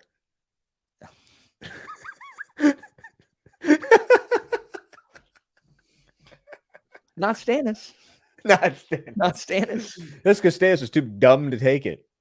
I liked Oberyn. Yeah. I liked the Hound. Do you like Brienne? Yes, I do. I like Brienne of Tarth. I love Brienne of Tarth. I like Dondarrion. I like Dondarrion. Brotherhood Without Banners. Yeah. So I like them. I like. No, Rob's dumb. Arya. I like Arya. Arya's the only one of the Stark kids I like. Do you like Arya Hota? Repeat. Arya Hota? What that is? Who is that? Remind me. POV from... Oh, God. I'm forgetting now. Basically, bodyguard. How do you spell it? Areohotah. I can't remember. Arya. Bodyguard for a Martell. That's all I'll say. I can't say anymore. Oh, that's in Dance, isn't it? No, but nobody likes Arya Hota. Yeah, I barely remember those POVs. I do like Barristan Selmy. Oh, are you kidding? He's the best. I know. I don't like Jorah Mormont. Yeah, he's a creep. Like, what an incel. Like, go write your manifesto on Reddit, Jorah. Like, oh my gosh. And Hota's actually in Feast and Dance. Oh, okay. It would make sense since or at least featured in both books. Yeah. Yeah, I like a lot of characters. Dude, Barristan Selmy, I did we were doing the discussions. It was me, Alex, and Leanna. And Leanna's like, who cares about Barristan Selmy? And I blew a gasket. I was like, what do you mean who cares about Barristan? I love Barristan Selmy. Like the loyalist, like the one who is actually trying to like keep one's oath. Dude, Barristan's the man. How can I not like that character? Like, seriously. Love Barristan. Lady Stoneheart. I don't love Lady Stoneheart, and I was gonna say something else, but I mean, yeah. I don't love Lady Stoneheart. I do like Dondarrion though. Sandor. I said I like Sandor. I like the Hound. The religions in The Song of Ice and Fire are some of my favorites still. Out of everything I've read, it's hard to think of other series that like I feel like I have such a grip on what people believe, which is interesting. I will say the 5 Warrior Angels is really, really good. I have not read it. That's Durfee's book, right? Yeah, it has a lot of religious themes in it, and I think it's really good. Durfee is a former Mormon, so there's a lot of Mormon beliefs kind of in it. Yeah. Not always shined in the greatest of lights, but I think he does weave it in pretty well. Yeah. I mean, it's really easy to figure out a character that I'm going to like any kind of like really like loyalist character. Like I'm going to like them. I love those characters. I never get tired of them. Like I just don't. And I wish I could, but I don't. So, you know, like no one's going to read that and be like, you know what? I don't think Alan would like Barristan Selmy. Are you kidding? Of course I like Barristan Selmy. Well, Barristan Selmy, it does, you know, he's on the other side for a little bit. So I think he has a really interesting arc, and also him thinking about like if I would have just been a better knight that day, and his internal like literally we don't know exactly what he means, and it's like one of the biggest questions in the series. I love Barristan, dude.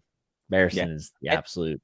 Well, and that's the kind of questions that appear always in this history thing. Like when Alexander the Great died, there was so much like questions of loyalty and where should it go and who am I loyal to? Am I loyal to the Argaea dynasty? Am I loyal to like who, you know, Alexander put in charge? Am I loyal to his number 2, who is now the boss? Like I love conflicted loyalty. And no fantasy awash. John is not a loyalist character. John is not. He does not count. You would love Hadrian Marlowe from Sun Eater, by the way. Like, I thought he's a bad guy.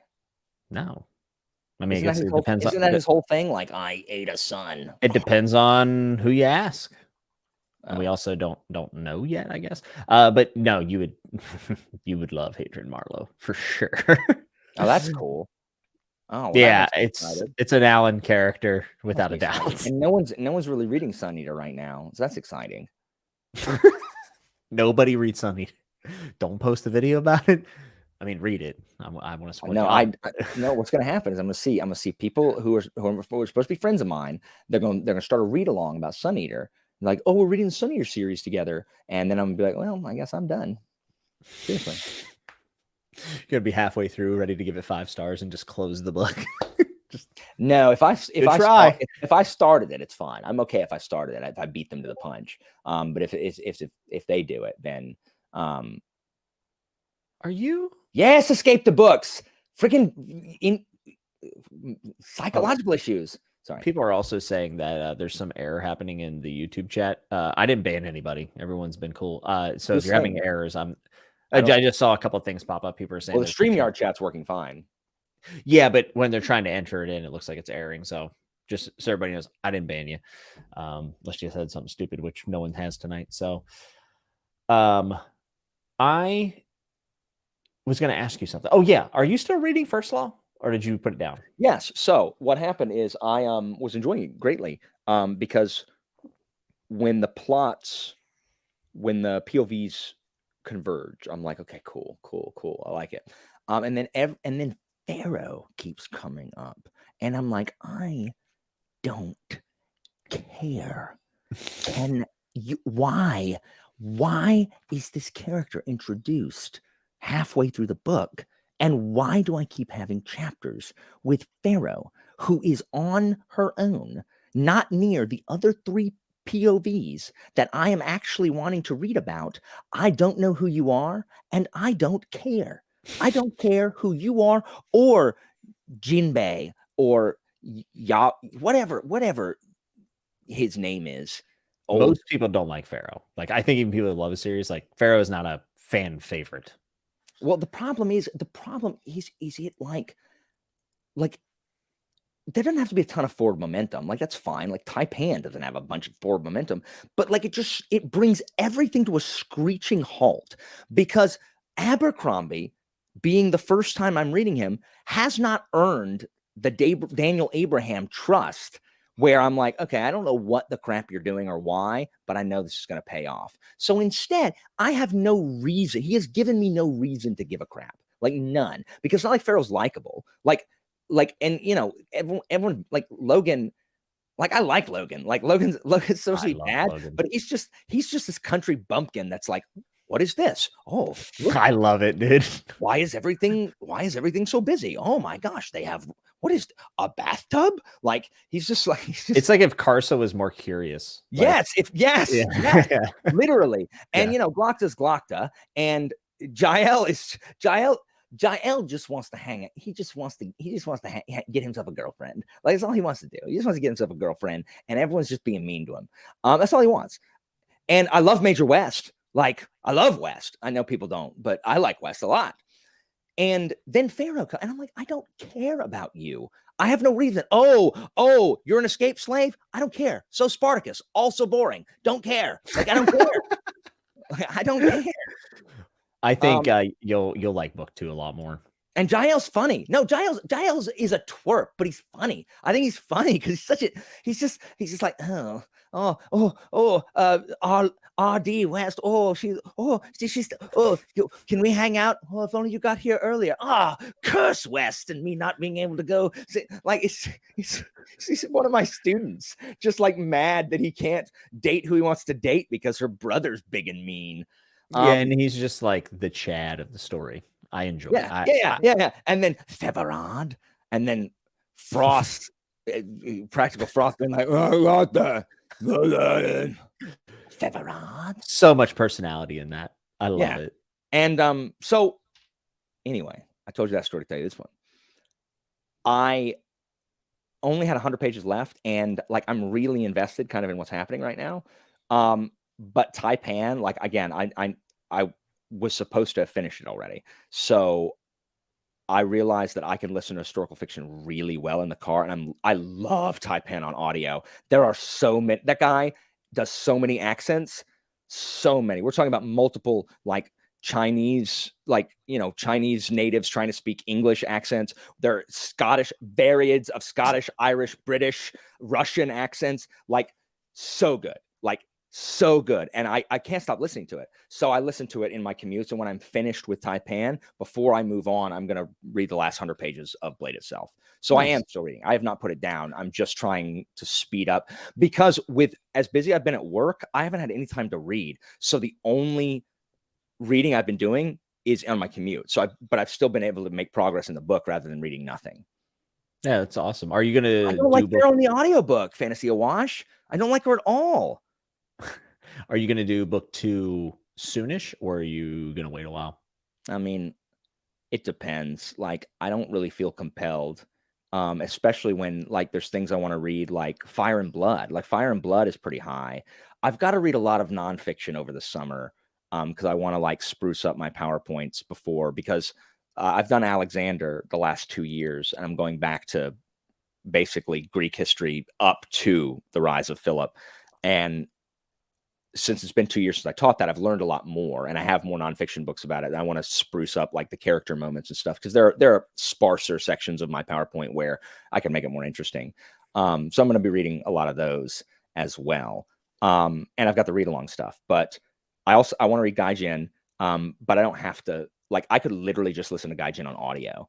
But I want to read Fire and Blood. Like that's pretty high on the list of things that I want to read. This pleases me greatly. Like you don't understand, like the fact that I finished Ghost of the Throne and that Fire and Blood just seems to me like it's Ghosts on the Throne, but with Song of Ice and Fire characters. Like I hope it's good. I would hate to hate it, but if you hate it, just don't tell me. I'll be like, Jimmy, this is like it's like worse than trash. Like it would be the ultimate revenge. Yeah, I know. I'll be like, Jimmy, so I've joined a buddy read and we all hate it. The buddy read is with me and Robin Hobb and even Erickson all read it, and we hate it, and we hate you and Philip and Joanna for good measure. I love the strays that the guy. Oh. Well, we've about reached our 3 hours. It's on Audible. Escape to Books is so good. When do you mean you reach the 3 hours, Jimmy? I haven't talked to you in so long. I am so enjoying talking to you. Oh, that makes me feel good. I enjoy talking to you too, Alan. Alan, we talk every day. That's true. We haven't had conversation in a while because you've been busy with work and I've been busy with work. Yeah, work has actually been busy. Sucks. It's not. Dude, we gotta hang out. I agree. I need to make my way down south. or you need to make your way up north. Word. It needs to happen. Oh, if you don't use Audible, yeah, I don't know where to find it if you don't use Audible. That's the worst. Anyway, look, don't know other guests talk 3 hours. It's like an hour and a half and you're done. You're like playing the Oscar music. That's right. The people love to hear from you, man. Do they though? I'm not certain that's true. I think it's true. Like sometimes, like my kids, they laugh at the stuff I do and they seem engaged. But sometimes I ask them, I'm like, am I Michael Scott? Like, do y'all just do that because because you think you have to, because I'm the teacher? So sometimes I feel like that's kind of what this is. Like everybody's watching The Office because of because I'm Michael, and like no one actually this is my psychosis. So my psychosis. Oh, yeah. Dang. Someone said Arch Lecter, and I thought they were making a Witcher joke. Like Lecter, Arch Lecter. No, yes, Salt. I love Arch Lecter Salt. Arch Lecter Salt. That opening is really good. Whenever you feel like Glotka's in like all that danger. I read the first few chapters the other day because I'm actually going to reread the trilogy this year. Of course. Is there a new book coming out that you need to be part of? No, I just pick one thing I want to reread a year, and I'm like, I'm guilt-free going to. I thought it was Stormlight. That's next year. Oh, yeah, next year is when book 5 comes out, so I got to be brushed up for my release. I would really like to read a Robin Hobb book next year. I'm not going to have time for it this year because I'm really trying to clean up, like wrap up some stuff. But I really want to read a Hobb book next year. I would love if you did. I am 100% sure that I am going to like Live Ship Traders better than than the first 3 books. What's it called? What's the first 3 called? Farseer. Yeah. Like I know I'm gonna like Live Ship because it's like it's freaking ships. I love naval fantasy. I like naval fantasy before it was cool. Yeah, I think Live Ship will be like you'll lose your mind for it. I think it'll be really good. Fitz, I'm out. I don't know. I think you'll like some of it. I don't know how I feel about it. You have Jeopardy coming up, by the way, right? It'll be in June sometime. And okay. Why did I think it was this weekend? It was supposed to be last weekend, but I moved it because I couldn't believe that I scheduled it in the middle of finals. I was shocked because I thought it was supposed to be like last weekend or this weekend. And I was like, man, that's a packed schedule, my friend. I couldn't believe, I was so buried, and I was like, there's no way I'm gonna write these questions. So so it'll be in toward the end of the month. The viewers are upset that they're not your friend now. Viewers are all no, but viewers, you guys don't betray me. You guys don't betray me. You know, I get frustrated with it. The thing is, I don't mind getting frustrated with someone. You know who frustrates me? You know who frustrates the piss out of me? Mati. That's who frustrates me. Mati frustrates the piss out of me. You know who else frustrates me? Getter. And those are both fantastic characters. Yes. I love those books. Like they can frustrate the crap out of me, and they're still excellent. I would love if more people, like, you know, like I don't know if you've ever seen these, but like people do like the breakdowns of like Johann from Monster, like dissecting the evil that is Johann Liebert, and I'm like, oh my god, I love this. I wish someone would do that with Getter from Dagger and Coin, because I just think, just like make a video. I should do that, dissecting him and dissecting Mati, and like dissecting the psyches of Daniel Abraham characters.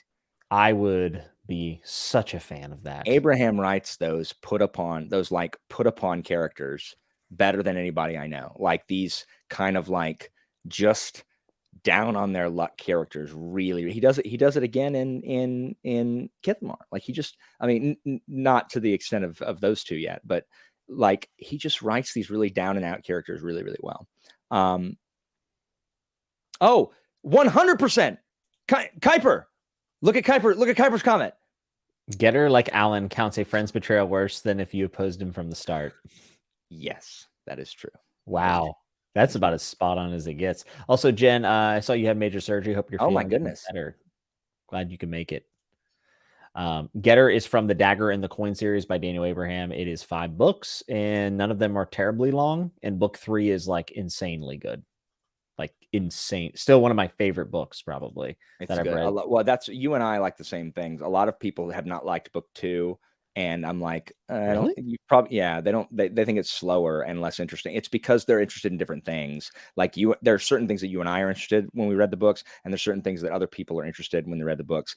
And those people who are going to like 2 and 3 less are the people who are going to like 4 and 5 more. Yeah, because I like 2 and 3 more than 4 and 5. Correct. Same, because we liked the same things out of the book. But I really liked 4 and 5 still. I agree. I mean, I agree. Really, like saying that I didn't like them as much as 2 and 3, like is.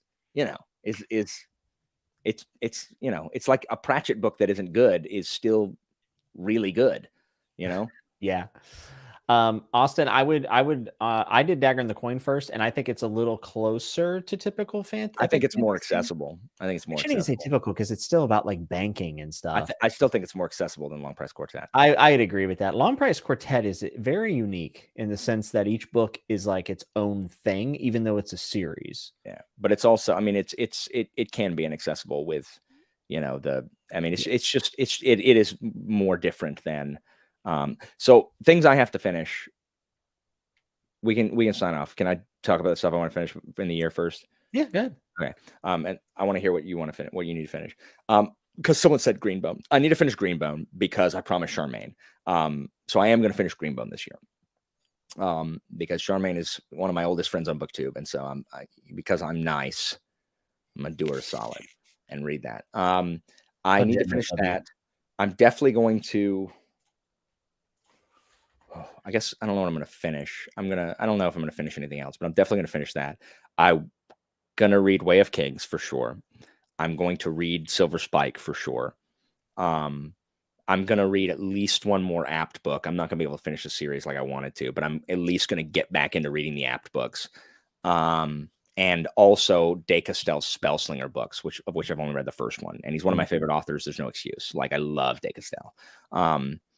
So yeah, that's what I'm gonna be working on. Oh, and I'll try to read Gates of Fire, even though Joanna and Theo and them betrayed me. I guess Theo didn't. I love Theo. It's really just Joanna. Betrayed me. And then acts like she doesn't betray me. She's just like Joanna. Historical fiction.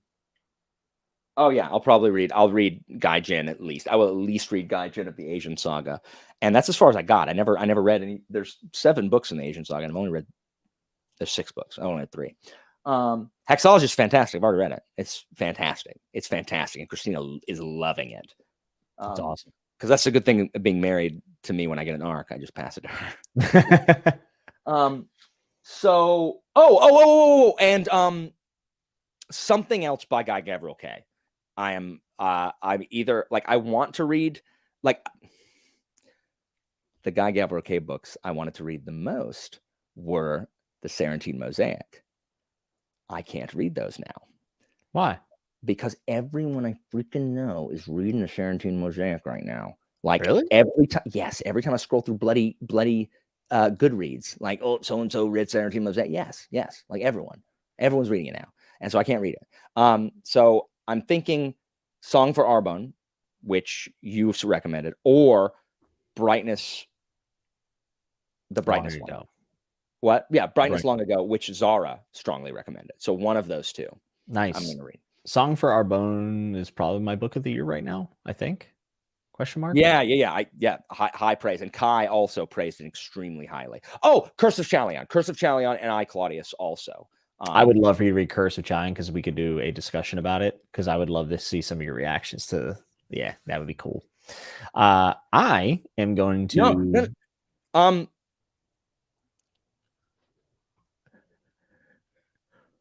Oh my gosh! I just like what just happened? I don't know. I thought of something and then completely forgot. Scott, sorry. It came back. Yes, you and Kai and maybe is Kai reading it now?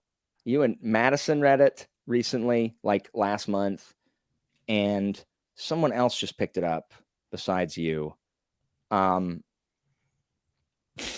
So yes, unfortunately, Scott, you are part of the problem. Apparently, yes, yeah. Well, I mean, maybe Maybe Scott wants to be. How dare you enjoy that book, Scott? Maybe Scott wants to be numbered among my enemies. I don't know. Like, Scott's like the nicest guy. It's like literally the nicest. Oh my god. Yes. Like I was literally stunned. I saw it and I was like,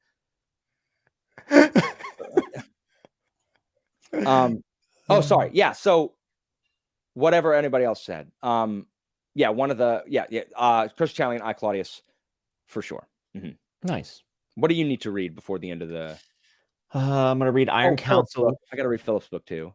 Yeah, I'm gonna read Philip's book. I'm hoping to get it done in June, but I'm not positive it's gonna happen because I had some commitments. And to be honest, I forgot. I didn't forget it was coming out, but I thought it was July. But let's read it. Let's read it live and roast it. All right, I'm in. What's this idiot doing? Oh, here we go. Oh, look, another in. Oh, they're singing again. They are definitely singing again, though. I'm going to be reading the third book in the Baslag by China Mieville, which is Iron Council, which everyone says is not as good as the first two. So I'm determined to love it. And then I'm also going to read Tagana by Guy Garville-Kay. That's going to be my next GGK book. Please talk to me about Tagana. There are two sexy time scenes that literally do not serve the plot at all. People will try to defend the first one, and I'll be like, that the plot that first one serves could literally have been served any other way. Like you could have accomplished that without that scene. And then the second one, there's literally no plot. There's no reason for it. And then there is a weird corn sword chapter, and it is the most bizarre, and it's based on a real thing, as Jake will be quick to tell you, which is awesome. But also, what is this chapter I'm reading? And then it's amazing. Like, I love Tagana. Like, it is very moving in a very kind of like fantastical, like mythical kind. It just has this mythical feel about it. I love Tagana. I have very high hopes. Like, and when I say high hopes, I mean I literally am hoping it's one of my favorite books of all time. I hope so. I really enjoyed Tagana. I'm ashamed that it was left off my favorite books of last year list because I forgot about it. Oh man. I read my spreadsheet wrong.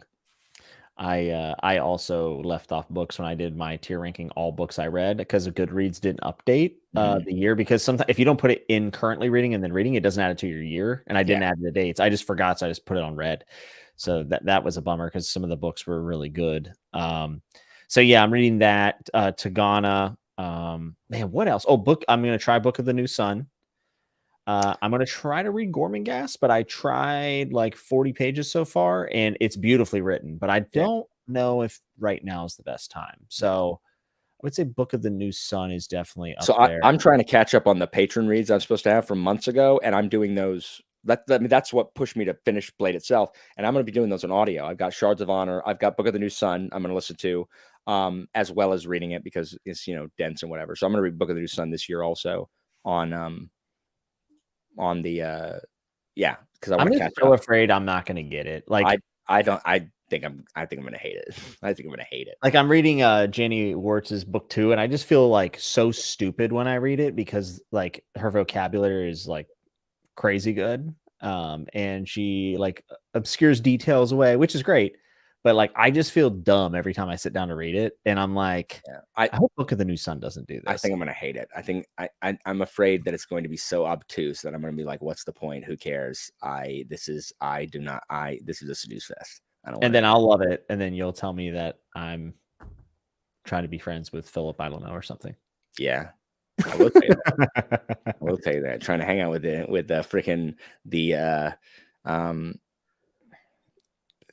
my brain does oh my gosh. Keep going. It'll come to me and I'll you can't do 3+ hours anymore. No, I can. I just have brain fog since COVID last year and it enrages me. It is the worst. Chadia says the intelligentsia. Thank you. That's the word I was looking for. The intelligentsia. I knew I'd get it. I didn't say it. I know. I told you it was gonna come to me. It just takes a minute to access. Chadia says many people are reading Book of the New Sun. Alan, are you sure you want to read it? Look at Philip. Click on Philip. Oh, he said Alan will not enjoy Book of the New Sun. Told you straight up. That's he knows you. That's good. When's Carsa 2 coming out? Next year, I think. Oh, that'll be fun. Oh, you know another book I am going to read by the end of the year? What?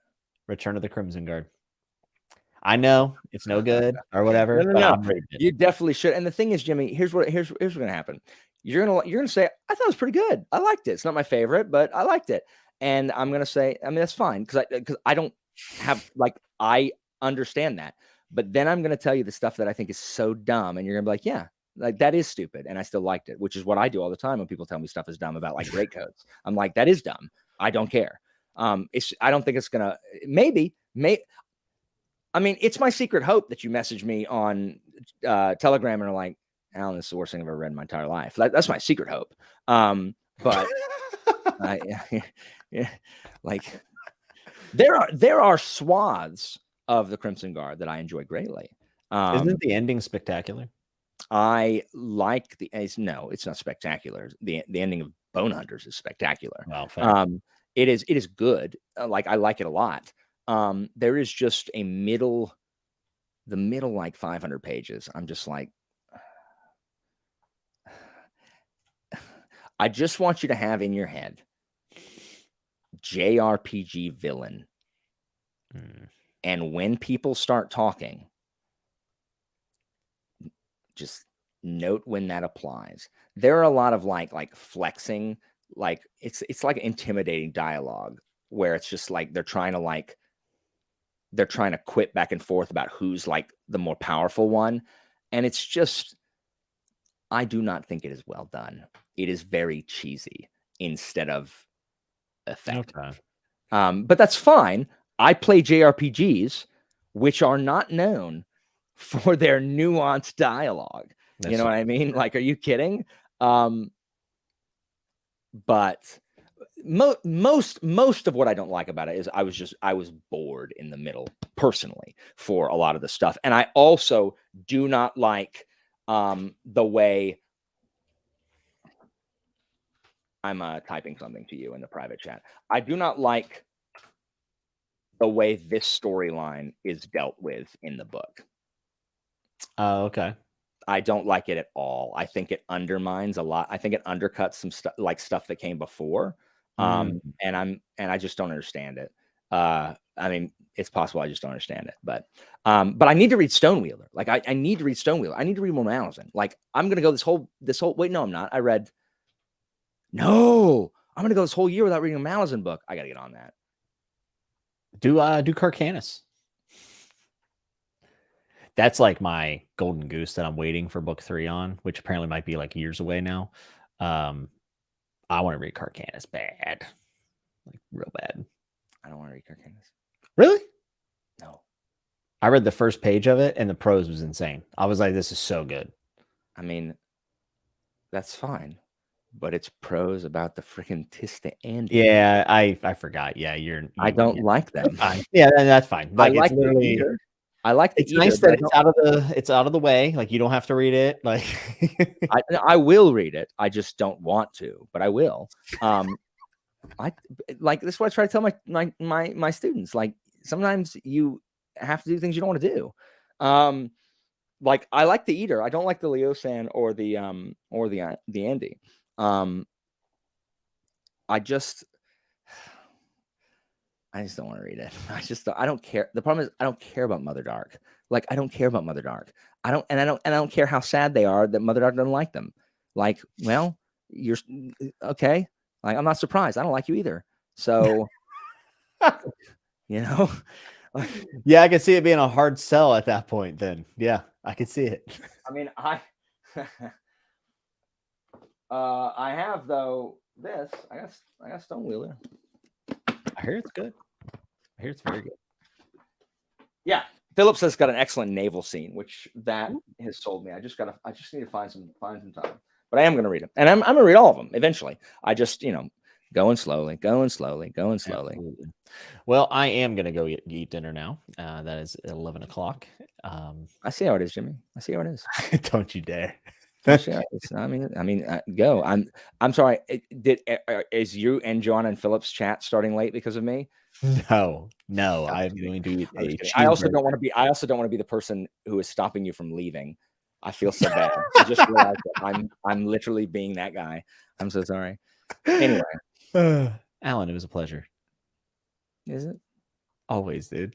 Okay, good. You're my favorite. Just checking. Chat, don't hate me because I have I would fight Bob Sapp for you if I had to. You fight who? Bob Sapp. Google it. Bob Sapp. Yeah, look up Bob Sapp.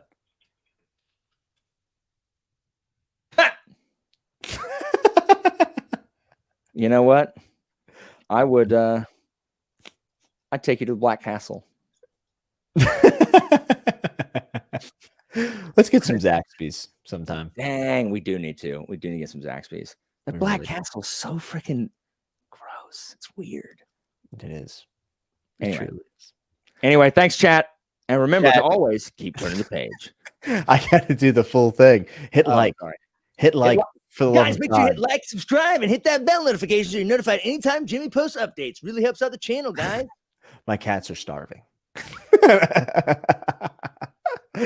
Thank you guys so much for being here. Record performance, turnout, and unlike Alan, I do think all of you are my friends and lovely people. So do I, but you guys don't betray me the way my booktube friends betray me. Make sure you subscribe to Alan's channel down below in the description. Make sure you like and subscribe. It really helps out the channel, guys. Tune in every one day a week. Won't be the same day any week for when my new video drops at some random time during the day. No schedule here. That's right. Not 2 weeks from now, 1 week from now. Breaking my 2-week rule. Next week will be Library Ladder. If you haven't checked out his channel, you definitely should. He has a great Ted Williams video and many other ones. So I'll be back next Friday with the episode Chat with Nuts, and then we'll be waiting 2 weeks because of some scheduling stuff that I got to take care of. But thank you for being here, chat. We love you so much. Alan, thank you for being here. Thank Christina for letting me borrow you for 3.5 hours. And until we see you next time, make sure to be good, be safe. And always, remember, always keep turning the page. I got it. You got it. Bang. Keep turning the page.